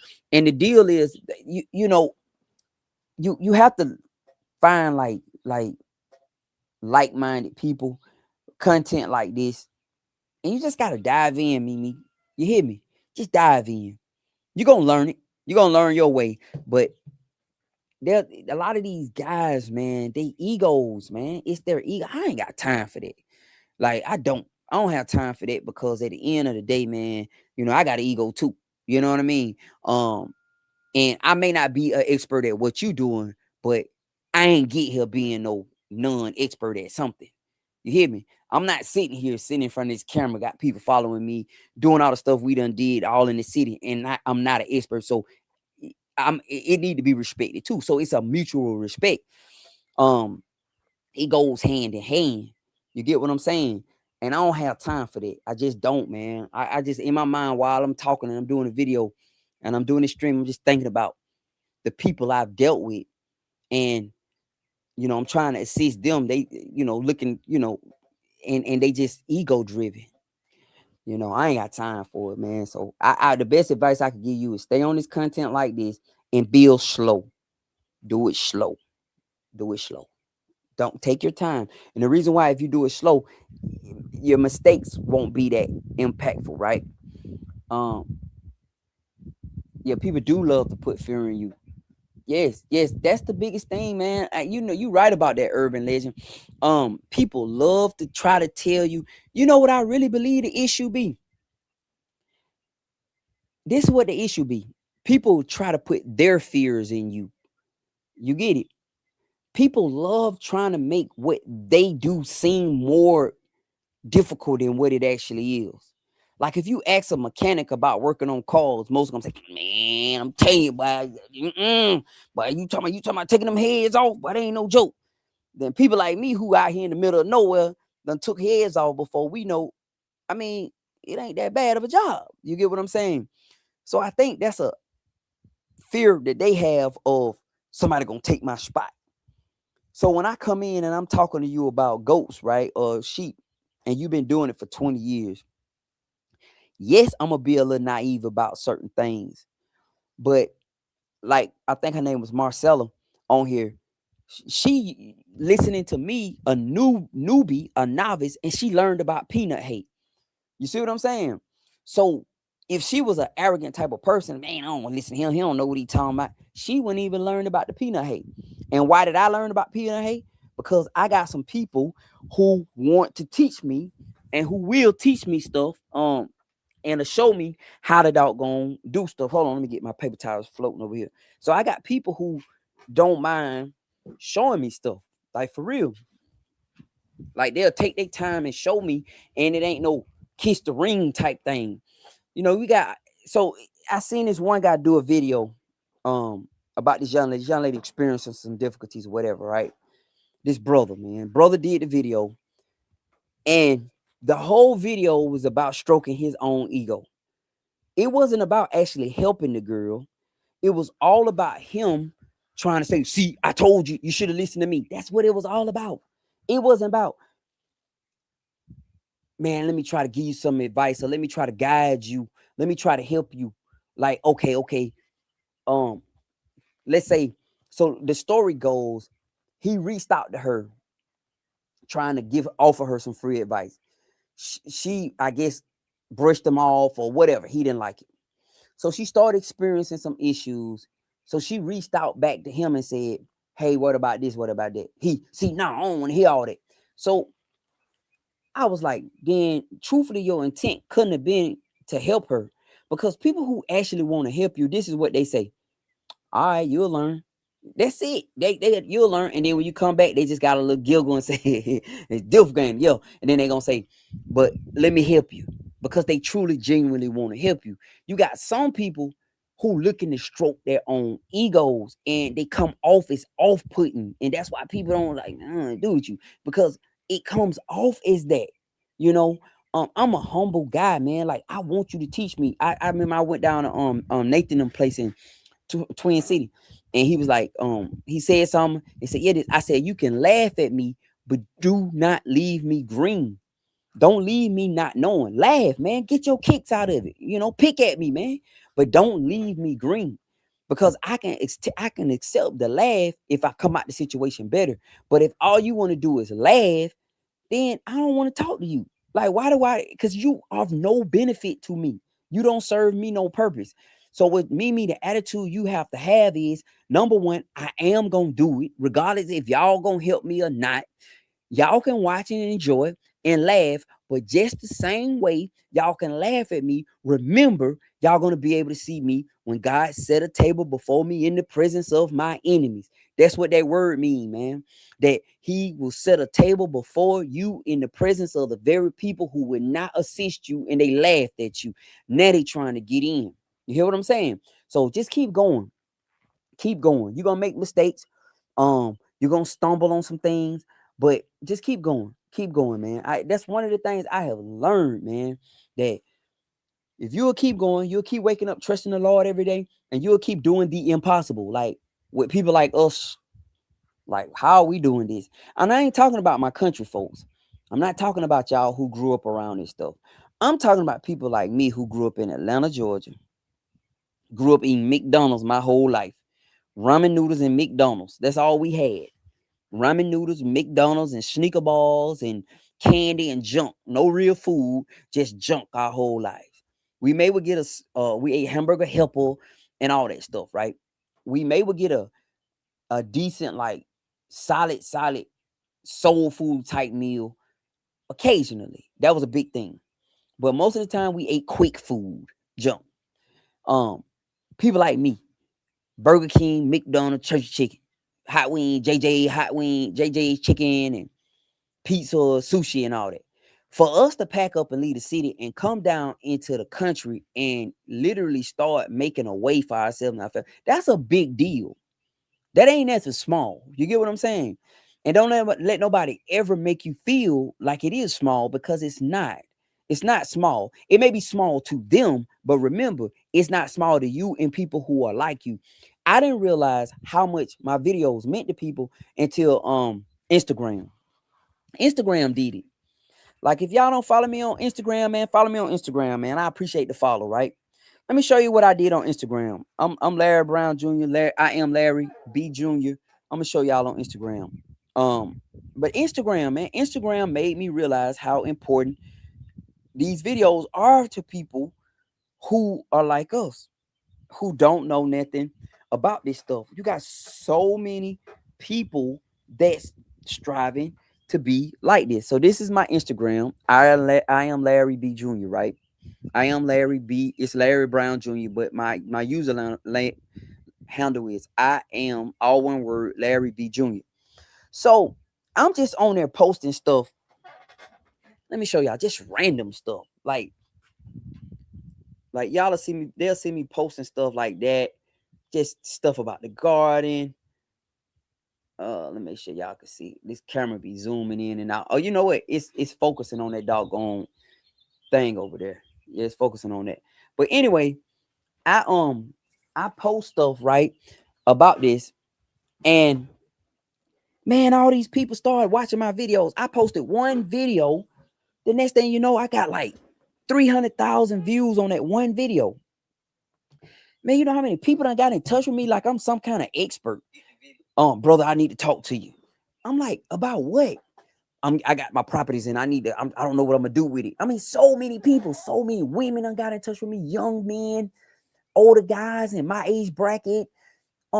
So many people, older sisters who older than me, her and her husband bought a place and he passed away and she don't know what she gonna do with the property. Like, these are so many people. So the people who are already in the country and they already down in these areas, they want to discourage you so they can buy your property. That's what they want to do. They want to discourage you so they can buy it. They want to buy it. They want to tell you it's harder than what it is so they can buy it from you. So there's a need for this information, but you got so many people who gatekeeping and don't want to share it. Like, it's just some big mystery how to raise sheep. Ain't no big mystery about getting your trees cut down on your property. Like, it ain't. Like, there's nothing, man. A timber company looking for you. They want to buy it. But you got these people who just scared, holding on, don't want to say nothing. Like, and a lot of them, y'all, unfortunately, do look like us. I'm sorry, y'all. I'm just telling y'all the truth. They do look like us, man. They don't, when they scared that if you learn and do something, for some reason, they're going to mean that they losing something. For real. Whereas our counterparts, and I'm not pro this and anti that, I'm just being 100 with y'all because this has been my experience. Now, your experience may be completely different.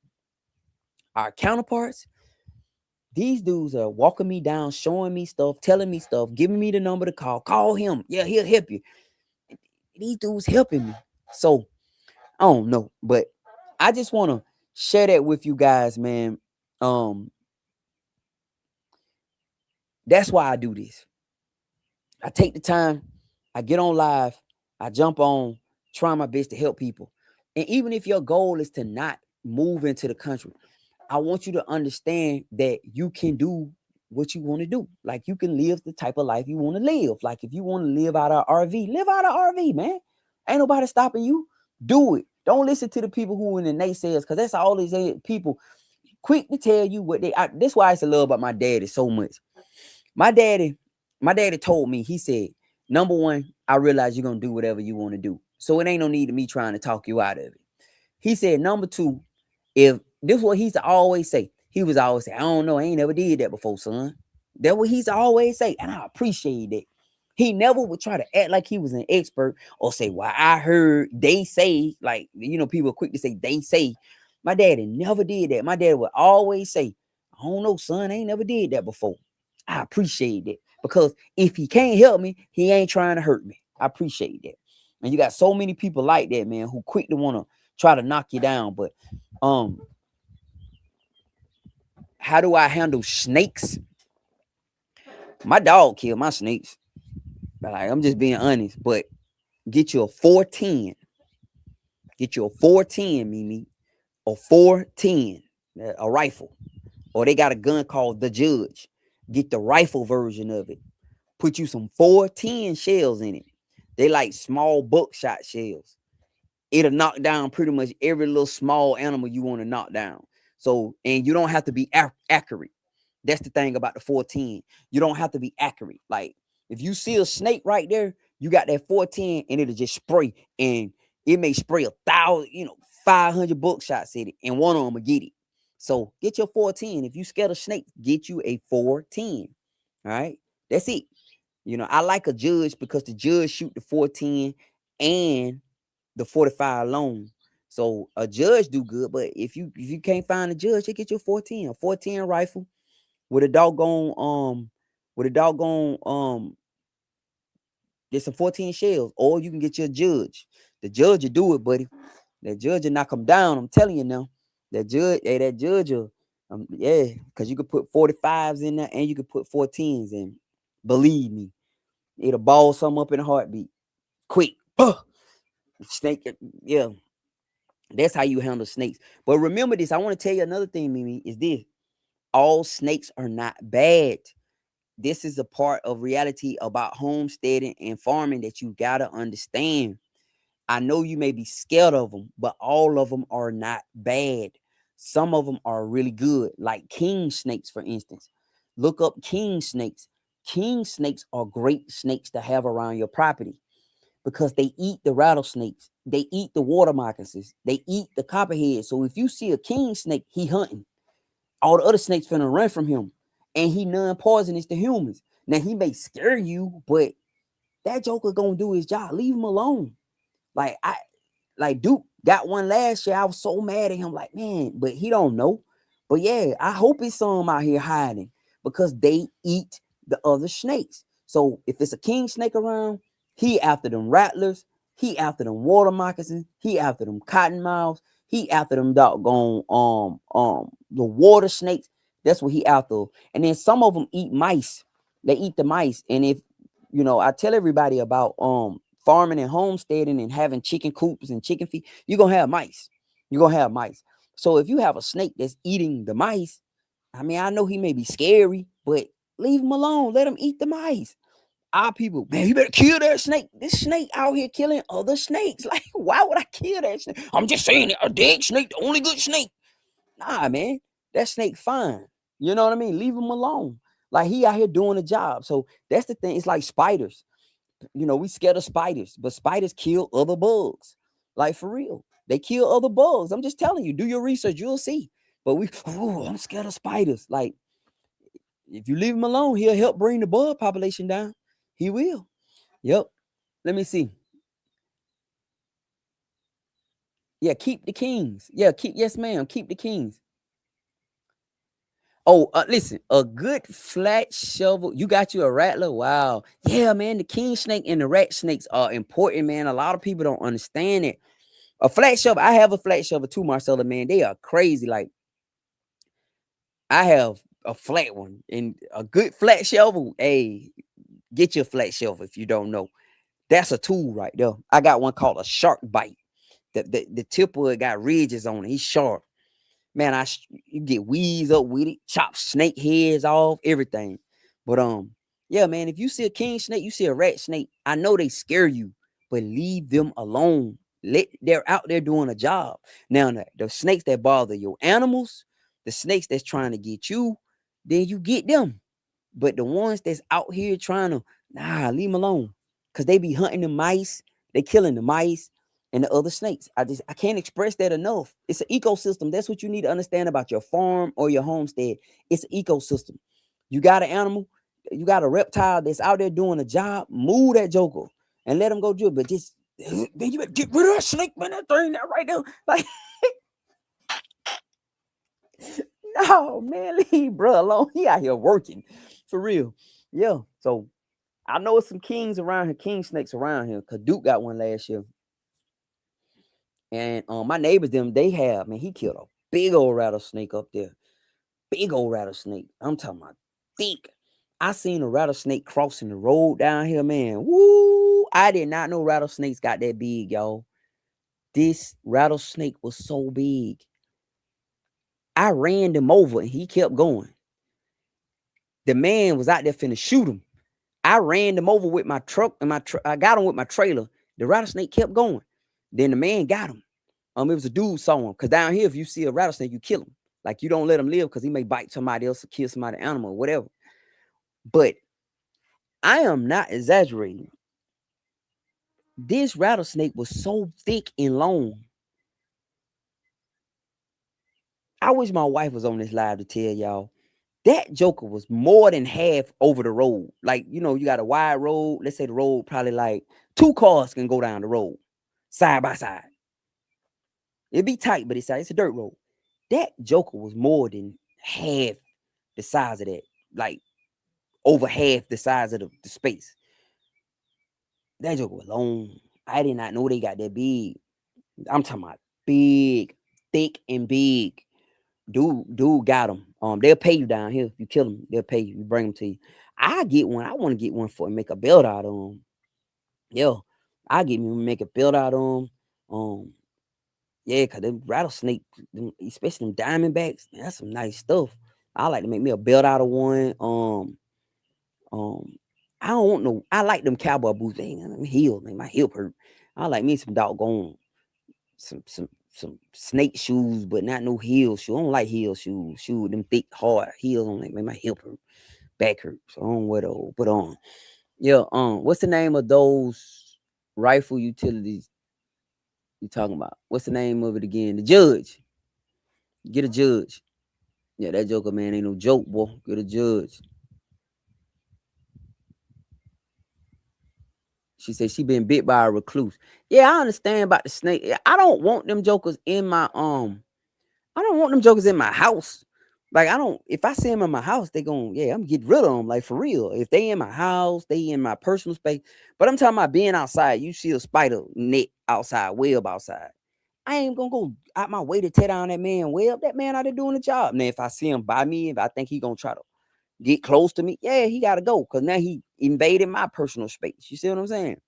But I'm just speaking on the terms of your whole working farm. Like, leave it alone. If it ain't bothering you, he ain't got like mice. Them jokers, if you open your door, they coming in, but they all over.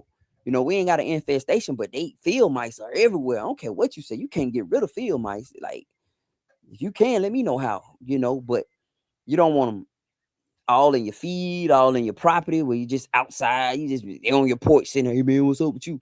No, but it's just part of homesteading. Will said, so you started a mobile home. That's what I'm thinking of doing. Well, it was a mobile home already here. So I didn't put a mobile home out here. My grandmama didn't put a mobile home out here.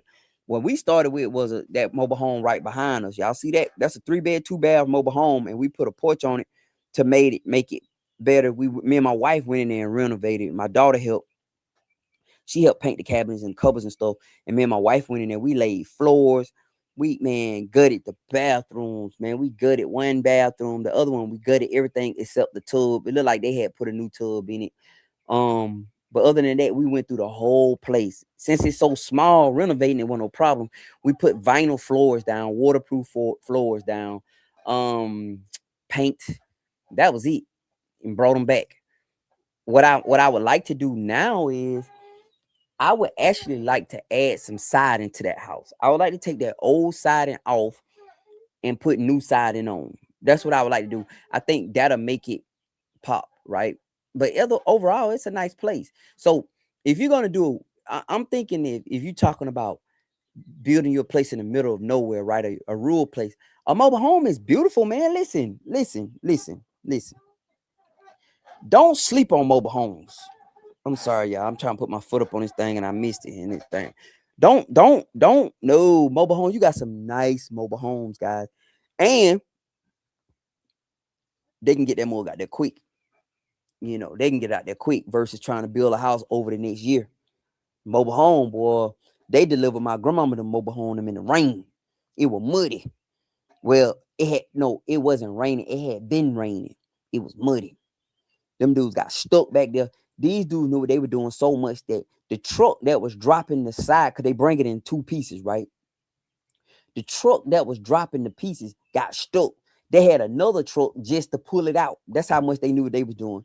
He went out there, expected to get stuck. They hooked him up, pulled him out, left, went and got the other half and brought the other half back. Man, we got video of it.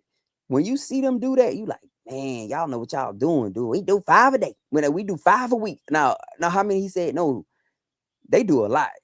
I think he said he do 5 or 10 a week or something like that. Like we do 5 or something. He said, man, we do so many of these, man, we do it. Them dudes knew what they were doing. So a mobile home is nice, man. Them prefab homes, the manufactured home with these new poor quality builders out here now. I don't know. I mean, you see all the horror stories now with people getting their homes built by these folks, man. Yeah. One lady, she got a barndominium. They on TikTok. They got a barndominium built, right?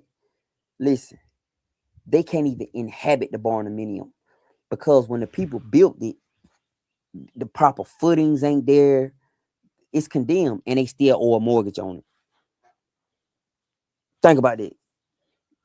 The bank gave them the bank loaned them the money. Let them people go out there and build it. The lady say her husband's friend who build houses gave him a good deal on building the house. He built it, cut all kind of corners, got the money, ran. When the bank came out to do the final inspection of the property, the doggone now I forget what happened. No, the bank passed it. Somebody else did an inspection on the property or something happened. It's a story on TikTok. And they gotta condemn it. The only thing they is fit to be used for now is a barn. They say they got it listed as a barn. So they property taxes are not high because it's a barn. Yeah, man. Straight up.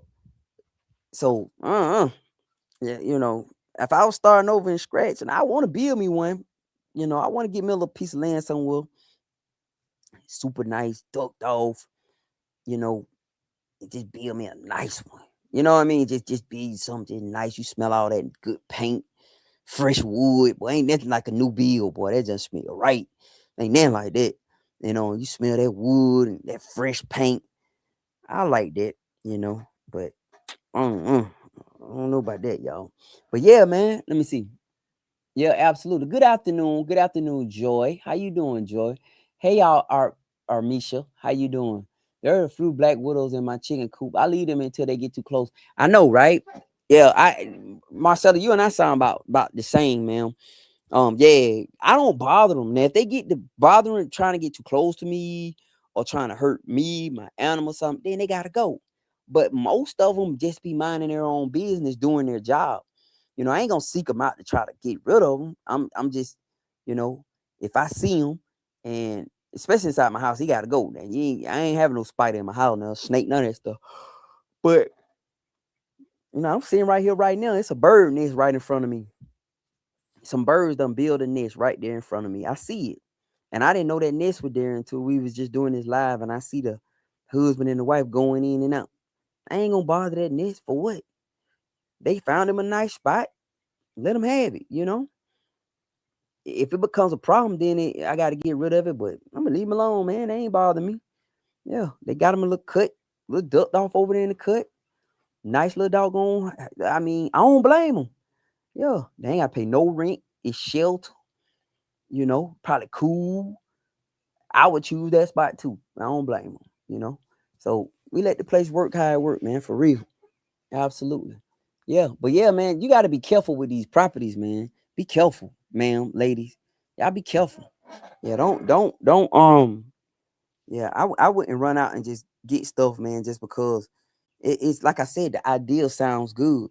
It sounds good, but when you got to try to pull it off, that's when it becomes the reality of it hit play. You know, the ideal will always sound good, but I don't know. Somebody asked me, will they let them get this on an acre? I'm gonna tell y'all something for all y'all who on my live about this doggone USDA program grant stuff. I posted a video the other day about it. Listen, just go in there and talk to the people. Don't listen to these people, these social media experts telling you what you can't do. One lady said, you can only do it if you have animals. That's a lie. That's a lie. One guy said you gotta already have been farming before you could get this. And I was so grateful that another person jumped in the comment section and said, nah, man, I planted 2 tomato plants and told them I had a tomato farm. And they gave me one. I got the same one Larry got. Don't already answer the questions before you ask them. I hate them type of people who already got the solution without even getting any information. They can tell you all about how, like, when I put it out there about this, you should see how many people in the comment section saying, yeah, but like, you don't even know. You know, so please don't listen to them people. Please don't. That's what's stopping most of us, because everybody know everything. Or, you know, we suspect everybody, right? Man, I don't know about them people, man. I wouldn't be letting them people, man. I'm telling you, man, man, shut up. Like, I used to know this man when I stayed in Chattanooga. Man. You know, I had people up there like my family, man. And he's good, man. I sit and talk with him all the time. And all he wanted to talk about was white people. Them white people, them doggone white folk, this, that, and that. I was just looking at him one day like, bro, what have white people actually, like, for real? Like, I mean, every day, man, that's all he wanted to talk about. He was just mad at white people. And I just got to the point where I just started hanging around him, because I ain't gonna say everybody that white I've been around been bad and everybody white I've been around been good, but come on, bro. Like, damn, white, you know. Yeah, so I'm just saying it to say, you got people that got their own issues going on. Just listen to me. If I tell you, you can do it. If I tell you, you can do it. I would not embellish one thing. I'm not that person. I'm an open book. You know, I'm an honest guy. I'm gonna tell you. If I say, hey, y'all, you can do it, you need to go do it. I'm telling you, because that means I have tried it. Yo, hold on, y'all. I'm trying to make sure my doggone yeah, I'm trying to make sure my audio, man. It's always something. I just look down and my audio like it weren't working. Oh, it's on. Yeah, I don't know what happened. I just wanted to make sure it was on. Yeah, I ordered a building kit. I wanted it to have a certain amount of rooms, certain amount of square footage, and I got a deal on a building. It's actually a kit. Wow, that sounds interesting. These are metal buildings. They make them in Colorado. They make them everywhere, I think, they're thinking, you know, Oklahoma, Texas, and these kids, everything's come with it. The kids, everything come with it. Yeah. I think I know exactly what you're talking about. I seen those. It's a prefab metal building. Do they put it together for you? Because I got in touch with a company down here. These jokers was gonna bring me a prefab metal building and was gonna assemble the whole building for me. And I mean, it was a big building. I think it was gonna be like 30 grand. But if we could have got that thing up there, I don't even know if it was gonna be 30 grand. I think it was gonna be 30 grand altogether with the concrete slab. I think the concrete slab was gonna be about 16 and the building was gonna be like 14. And it was gonna be 30. Now they didn't finish it, meaning they ain't gonna go in there and put up they ain't gonna, you know, go in the inside and frame it in. They ain't gonna do none of that now. But just the shell of the building, they're gonna dry it in. So when you pull up to it, it just look like a building. And it look like a building when you get inside of it, it's an number the echo. But I could work with that. You know, I could work with that. You know, you go in there and get it framed up. You could get it framed up at your own leisure, you know, especially if you're trying to do a slow thing, you know, you can get it framed up. The thing I seen though is that I was watching one content creator's videos, and he built these metal buildings. Pay attention to this. He built these metal buildings. I think he was in Mississippi or Alabama. He was in the South somewhere. It's Mississippi or Alabama, one of them. And when it snowed recently. And when it snowed, the roof wasn't rated to handle the snow. So his roof collapsed in. He had a metal building. They're pretty much a barn. He turned it into a barnuminium, etc.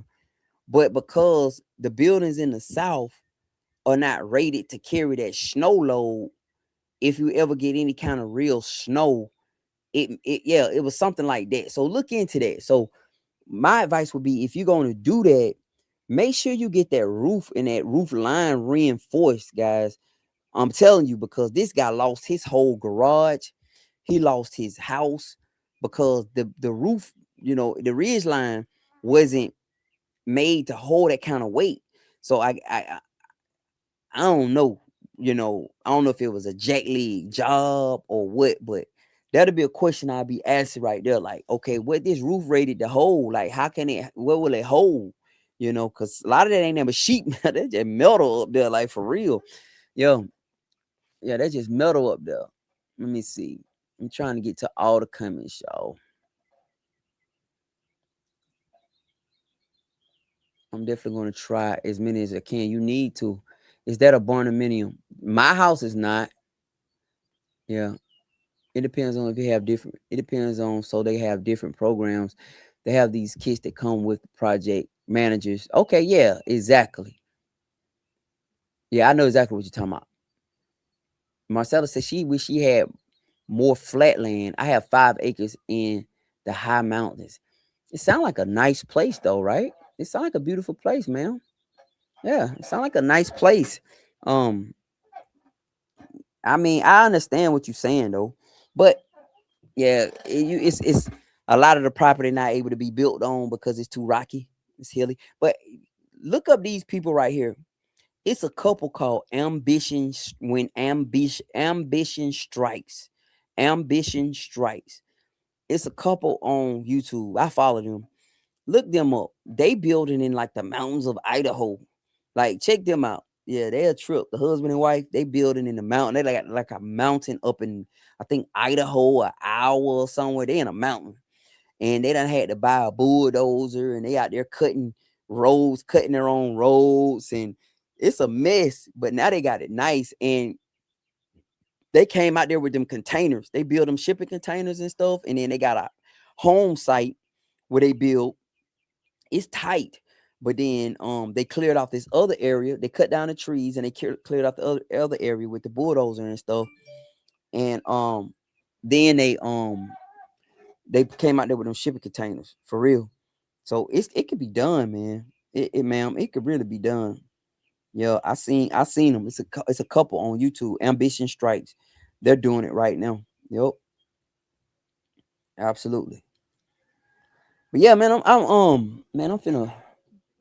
about to go out here. I gotta go out here and feed everybody. And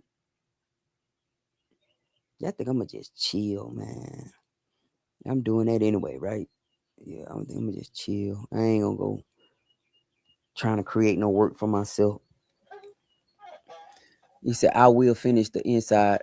The roof will be enforced. Absolutely. Yeah, make sure that roof is right. That roof, that ridge line. And you want to make sure it got a peak. It's a slope. You want to make sure it's a slope on there. So the water and all the stuff can run off of it. You know, a good one. It comes at this. Like, I know that flat roof, a lot of people like that, but it need to be like this. And the reason why is the stuff slides off of it. Um, but yeah, that's important. That guy, he posted it. I think he was on one of these socials, and he was like, y'all don't do it. I just lost everything. And he was literally walking us through his property where the roof collapsed, where the snow had settled on it and the roof collapsed. So I'm up on the one right here and right now. It got some joists and everything up under there. But this joker can collapse, to be honest. If the right amount of weight get put on it, it can. Yeah, it could collapse. you know. Come out here and heat that bad baby up. Yep. Yes, ma'am. It's been it's just been such a pleasure to finally get to talk to you. Thank you so much for answering my questions, for being such an inspiration. No, I absolutely thank you guys. I try my best to communicate with you all if I can. Um, I'm posting on TikTok, Facebook, Instagram, YouTube, and I'm streaming on Kick, Instagram, Kick, Twitch, YouTubes, two YouTubes and two Facebooks, right? So, needless to say, I get a lot of messages, a lot of comments. It's virtually impossible to respond to everybody. It really is. My inbox sometimes be like flooded, and you just look at it like, man, I can't. You try to. So I got my inbox, my messenger set up to where it'll automatically respond, and it'll just say like, thank you for reaching out, etc. Now, when I get to going down, my list sometime, then I'll come back and I answer. Hold on. Hey man. Hey, them yeah, they in them pot, they in that box up there. You got it. All right, just leave it up there. I appreciate you. All right, man. Thank you. Have a good weekend. All right, brother. That my UPS man right there. Yeah, he takes care of me. I take care of him back. I got a gift for him. It says, I haven't okay, hold on. I haven't ever grown anything. What is the first thing I should begin? Well, I want to say this now. This is a good question from Barbara. Miss Barbara, let's answer Miss Barbara's question. Now, Miss Barbara, I want you to understand. Marcella, all right, Will, thank you guys. I'm about to answer Miss Barbara's question. Now, Miss Barbara, I want you to understand now. When you're growing food, you have to grow it in season. So we're in the spring, summer season right now. You need to grow your spring, summer crops. Now, she says she's never grown anything, she want to grow something. One of the easiest plants you're gonna grow is okra. It's gonna be okra. Okra will grow like straight up. Peas, like beans. You're just gonna have to make sure the variety you have, are they climbers?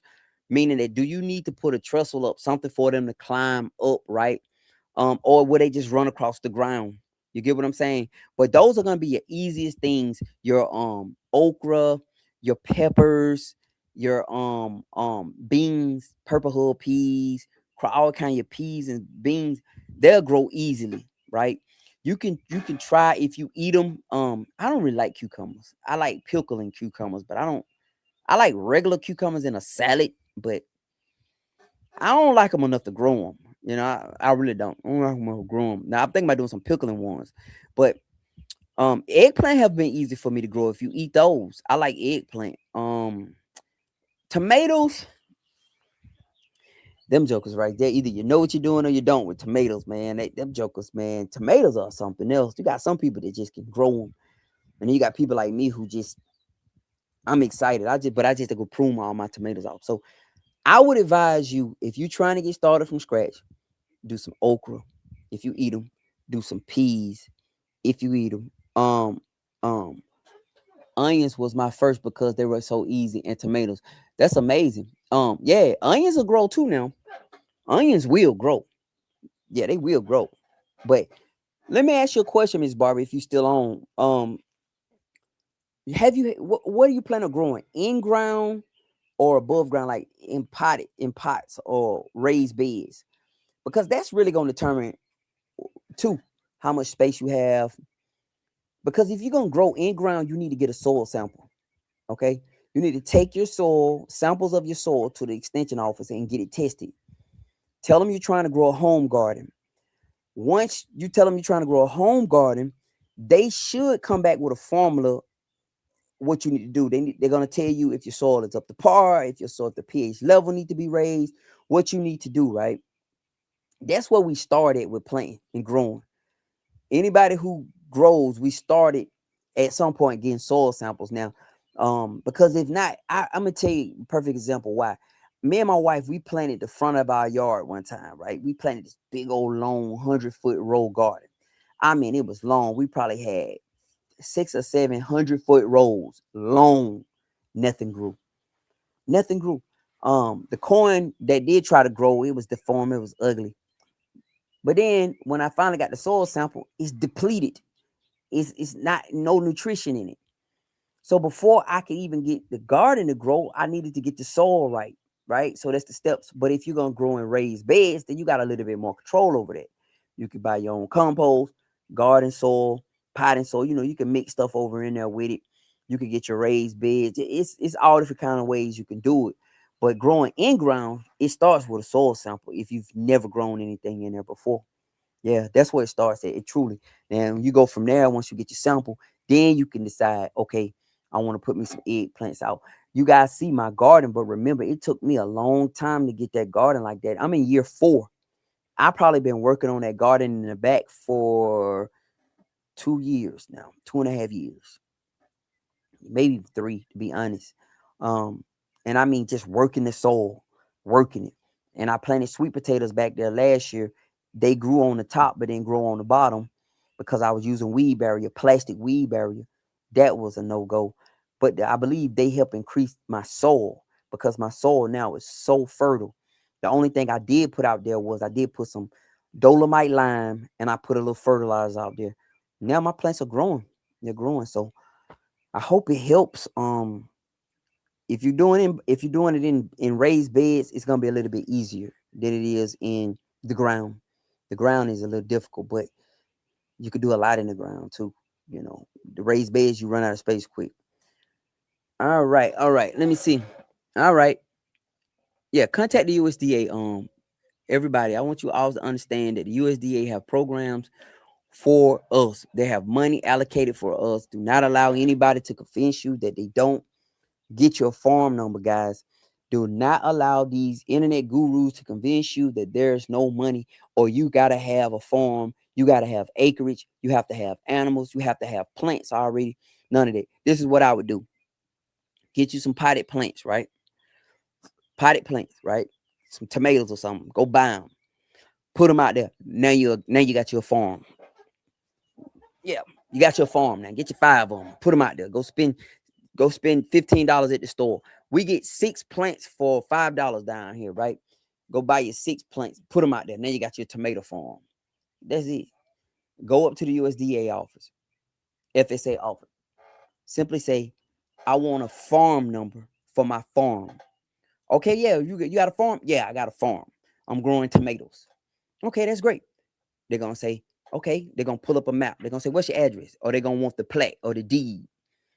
You get the deed or the plat, you give it to them. They're gonna look at it. They're gonna do an area view of your land, pull it up. They're gonna say, okay, so this your land right here. They're gonna say, yeah.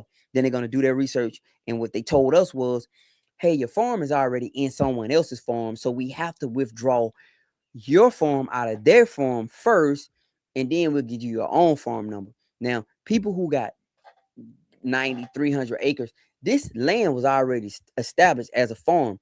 These people may still be getting benefits from it and you don't even know. Straight up, you don't even know. They can go down there and file something for your land. Hey, look? They're not coming to inspect the property. Now, I'm talking about the USDA. Now they may, but the NRCS did come out here. Let me make sure I clear that up. 2 different programs. The NRCS, the NCRS, the National NSRC, whatever, Soil Conservation Research, whatever that is, they came. So make sure you don't play with them. But these people who got these farms, we're talking about they growing cabbages and stuff, man, them people don't be inspecting that stuff. They don't. Them folks don't be coming out there looking at that stuff. That's why them people were doing all that crop fraud, that insurance fraud on them crops for so long, because nobody was ever coming out there. You know, nobody. These dudes just got acres and acres of corn sitting out there that nobody is even chopping it down. They're just growing it, grow it, never harvest it, run a combine through it, do whatever they can, and chop it down, do it again, and then they plant some cotton or something.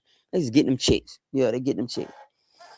All right, man, I'm gonna wrap it up. Let me get ready to go. I got some stuff to do. I need to go. My chicken standing up here on the top of the hill up there looking down this way. So either they out of food or they out of water. I believe they out of food because I took one of their feeders out of there yesterday and gave it to the meat birds. But let me roll. I gotta go up here and listen to these goats holler at me because let them tell it. They haven't eaten in 30 days, but they have. All right, guys, I'm gonna wrap it up. appreciate y'all watching my live, man. I really do. Everybody, hold on. I just got here. Have you talked about how you keep your goat so happy, how much feed, etc.? Hey, Cal. Cal just got here, y'all. I was about to wrap it up. Okay, Cal. How I keep my goat so healthy, it's kind of twofold. It's gonna start with number one, your minerals, okay? Make sure you're giving your goats good minerals. I use Durafirm, Durafirm. If you can find it, it's the best around. And it's expensive, but it's the best around. That's what I use. I haven't always used Durafirm. I was just wondering how the other people kept their animals looking so good, just like you're asking me. And then I had somebody tell me it's the mineral first. Number two, with your animals, you want to understand something about goats, right? If you can, you want to keep them on a dry lot. Not all the time, but a lot of the time. That keeps the worms out of them. If you allow them to just stand out in pasture all the time, they're going to have a heavy parasite load. So we try to move them to a lot where it's not that much grass in there. That's been working for me a lot. I had 2 reputable guys reach out to me and tell me that. And I tried it this year and it works. Okay. As far as feed go, my feed quality is not what it was a year ago. I was feeding a medicated 18% feed. Now I feed a 14% commodity feed with a high quality hay and a high quality mineral. That's my formula right now. Non-medicated, just a junk feed. Ain't gonna do them but make them fat. I don't just dump it on them and just feed them. You know, you want to give them 1.5 pounds per nanny. So if you want to know the formula, if you want to do like 1.5 pounds per nanny, female. A male, you could do 2 pounds of it. I give a scoop per head. That's how I do it. I just give a scoop per head, spread it in there. I keep hay readily accessible. You want to keep some type of hay out, grass hay out. Because they're greedy and they want to eat. Then I put the high quality hay, the perennial peanut hay in there every other day. And I put feed every other day. I don't put grain in there every single day, except for my guys that I'm feeding out. The animals that I'm feeding out and I'm trying to get them fat, you got to keep the feed in front of them. Like, I'm just trying to increase the feed on them. You know, I heard you can give them a beet supplement to make their stomach stretch. And but I ain't gonna do that. But we want to get as much weight on them as possible within that 11-month window. So from birth to butcher should be right around 11 months. You want to keep the boys from going in the rut. The rut is what makes the meat taste funny. Okay, that's when you ever ate goat and it tastes bad. That's why they didn't butcher it out fast enough. It was too old. They let the male start peeing on itself. Now, what I've noticed is some cultures like that. They like that taste, like they want it. I'm not one. I'm not from that culture. So my goat meat tastes clean. My goat meat don't have that taste. All that stuff I used to taste on it back in the city that I thought was how goat meat tastes, it don't taste like that. I ate goat ribs 2 nights ago. One of the best meats you're gonna ever eat in your life. We barbecue. No, we put them in the oven. Phenomenal, bro. Phenomenal. So start with your mineral. Get a high quality mineral. See if you can find Durafirm. If you can't, try to find the highest mineral, not salt, because you got to remember when they say trace mineral, that means it's a trace of it in there, and the rest of it just salt. So don't do trace mineral. Trace mineral is just pretty much salt with a trace of mineral in there. Remember that now. So if you read it and it say, I'm gonna say it again. If you read it and it say this is trace mineral, that literally means that it only has a trace of minerals in it, and the rest of it is salt. Don't do that. That ain't. You don't want to feed your animal all that sodium. So you want to give them minerals. Find the highest quality minerals that you can feed them. The highest quality you can find, right? Do your research. Durafirm is the one if you can find it, but it's hard to find. I got a man who get it by the pallet down here, and he'll sell me 3 or 4 of them off the pallet. But he charging $50 a bag, bro. I just want you to know he charging $50 a bag. That's what everybody paying for it. $50 a bag. Now you go to the store, you could get minerals for $20. But when I was using that regular red mineral, my animals wasn't looking like they look now. People starting to ask me, man, how you do that now? Because I've been giving it that. All right. So I hope that helps you, man. I really do. I hope that help you. I'm gonna try to answer a couple questions before I jump off. Y'all caught me right on the end. I was getting ready to go. Thanks for the end. Okay. Thank you. You're welcome. Um, It said, man, I have a good little garden, but all of my leafy greens are filled with holes from bugs. And I'm so interested. How do you fix that? You got to find them doggone bugs, man. It's them butterflies out there eating you up. Yeah. I don't spray anything on my plants, y'all. Now, what I can advise you is this. That's why we don't grow leafy vegetables during the warm months. The reason why we only grow leafy vegetables during the cold months is because the little bugs die. Nobody wants to deal with the leafy vegetables throughout the summer. So you're in the middle of the warm months trying to grow leafy vegetables, and that's why we don't do that. We do it during the cold because all the bugs done died out, right? They're just, but they'll grow year round. They'll grow year round, but the bugs gonna eat them up, you know. Yeah. I grow my collards, turnips, mustards during the winter, the dead of the winter. They're cold tolerant. There's no bugs. Around my January, boy, you got some big bushes out there, buddy. February, we eat January, February, March, we eating some greens, right? And then when that season die out, we just start eating something else. So we always eating in season. You get what I'm saying? Like whatever is growing, but more power to you, man. If you can get it to work. But some people use Seven Dust. They got all kind of pesticides. Some people believe in planting companion plants. I planted some marigolds this year with my tomatoes, which is a companion plant.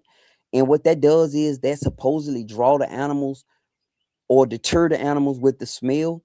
They say you want to grow basil, tomato plant, marigolds, do them all together. But I'm not sure without putting no chemicals on it.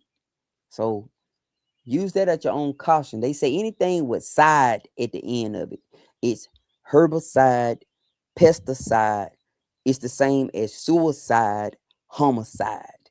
They say so them sides are all the same. So if you got a herbicide, pesticide, it's the same as suicide, homicide. Yeah. Be careful. For real. All right, let me see. I'm about to roll. Let me see. Got you. Appreciate it, bro. Thank you. Thank you, Cal, man. I hope it helped you, Cal, for real, man. I hope that helps you, man. I hope it helped both of you guys. I know Cal is a guy. I don't know who the bottom one on YouTube. I'm not sure if you're female or male, but I hope it helped you. Try growing your greens later in the year when it get cold. Right now, focus on things that'll grow eggplant, peppers, that'll grow now. Watch for the slugs after the rain with the peppers and stuff, but just stay out there, man. Just stay in your garden, man. You'll get them, but it's hard in the summer months to keep them greens from getting ate up for real. All right, y'all. If that's it, I appreciate you guys. Hold on. Oh, yeah. Casey asked me this question, guys. I have to answer this question before I go. Absolutely, Casey. Casey said, have you ever did a side-by-side taste test of your farm animals chicken versus the grocery store? I have absolutely done it. The chicken in the store is old. It's old, guys. It tastes old. But if you've never tasted farm fresh meat, you don't have anything to compare it with, right? And it has, the coloring is off. The coloring don't look right, right? It's yellowish, like it don't look right. I eat beef at home. It just tastes, the beef in the store give me like a what's that, indigestion type deal. The home raised beef don't. It's like blueberries. I cannot eat the blueberries at the store, but when I pick them off the bushes down here, I can eat them. I don't break. If I eat blueberries in the store, I break out. I start itching. I do not know what's on them. But if I just go over here and pick some, I don't have a problem. I can eat as many of them as I want to. So I don't know what the deal is. I have absolutely taste tested chicken from the store, chicken at home. Chicken from the store is old. What we do is we put a lot of chemicals and seasoning on our food, so we can't taste the quality of the meat. We can't. You can taste the seasoning. When you sprinkling all this stuff and mixing it all on the meat, you ain't gonna taste the meat. You tasting the seasoning. The chicken at the store is old. And I'm gonna tell you how I know. Eat it the next day. Eat it the next day. When the freshness have wore off of it and the meat done had a chance to cool down, eat it the next day. That's when you'll taste it. You'll taste it then. I done try to eat it. You eat it while it's still hot. You can't really taste how old it is. But let that meat cool down and come back the next day and eat it and watch how it tastes. It's old. It's old. We just bought some meat. That's why I just ran out and got these chicken up here, because I can't do it. I can't do it. I don't want that nasty meat. I can't do it. Like I don't want it. It's just, I'm sorry. Yeah, I can't do it. It's just not good. It don't taste right. This is after me being here though, eating like this, eating fresh chicken, fresh goat meat, fresh pig meat, fresh cow meat, beef. I've been eating all this stuff and phenomenal. Great stuff, y'all. I'm telling you. So I would advise you, if you haven't done it, if you live in an area that will allow you to, if you got the courage, because so many people can eat but can't harvest. And that's a problem, right? We've become so disconnected from our foods that we don't realize that it comes from a live being. You know, kids think food is just in the freezer. Like they don't understand that it was something walking around, not too long ago, that's providing you this state, little Johnny. You know, we talking about real food. We ain't talking about that stuff in sections of the grocery store, that the processed food sections of the grocery store, which is pretty much the whole grocery store. The meat section is small, but the processed foods are big and long, like the breads, the fake breads, the fake meats, the hams, the lunch meats, the hot dogs, the sausages, all that fake stuff they got over there. Um, um, the instant potatoes, the instant this, the instant that, all them shelves and shelves full of that stuff. That ain't real food, guys. It's just been engineered in the laboratory to taste good to us. They put chemicals in it to make it taste good. Our bodies don't know how to process it, because when our bodies get it, they're like, what is this? That's why it's an obesity crisis in America, because people in America are eating good tasting chemicals, good tasting stuff that's not real, right? It just tastes really good. And it's lab created. Like now they have lab created meats. That scares me. They got meats created in labs now. Probably been had them, you know. That should scare us all. That really should. Because that means the animal never ate anything nutritious. It never intook anything nutritious. Like our animals graze grass, they stay in the sun, right? So they get naturally vitamin C, um, breathing fresh air, drinking fresh water, eating good foods, right? It's a happy animal. So the nutrition is being absorbed into the body. So when we process the meat, it has some type of nutrition in it, versus this stuff that they're growing just to put in our stomachs to taste good, because food is entertainment. Like in America, that's, food is not just for nutritional value, it's for entertainment. When we hook up as a family, what we eat, like, well, we just hooking up to eat. We ain't hooking up to see each other, we hooking up to eat. So my advice would be this: if you can, I know everybody can't do this, so when I say this, I make sure I say this loosely. Get your little small chicken tractor or something and grow you out about 5 of them. Butcher them out. Get the feathers off of them. Let them get past the rigor mortis stage. Put them in your freezer and eat them. And I guarantee they're gonna taste right. They gonna taste. They be the best chicken you done had. They be the best chicken you done had. For real. Yep. Just make sure you do it right. When you butcher it, you can eat it before 2 hours. So you can kill it right now and eat it. It's fine. But if it gets 2 hours, the rigor mortis have started setting in. So now you have to wait 48 hours for it to come out of rigor mortis. You do not want to try to freeze that meat or eat that meat while it's in rigor, because it's going to be tough. Let it come out of rigor right at 48 hours. So you put it in a cool water bath. You give it cool water bath. Come out the next day, pull the water off, put some more cool water on. Let it sit in the cool water for 48 hours. Don't freeze the meat. Let it sit in good cold water for 48 hours so it start being able to come out of rigor mortis. When it come out of rigor mortis, then freeze it. But do not freeze it when it's in rigor, because it's going to be tough and you ain't going to like it. I did it before, so trust. All right. All right, man. This is Larry. I'm out, man. Y'all gone. I'm about to roll. I got to get up here and get on my animals. But I appreciate all y'all for watching, liking, sharing, commenting, everything. Just being a part of the experience with me, because it's an experience for me too. Y'all be blessed. I'm about to go get busy. I'm going to talk to y'all in a minute. Peace.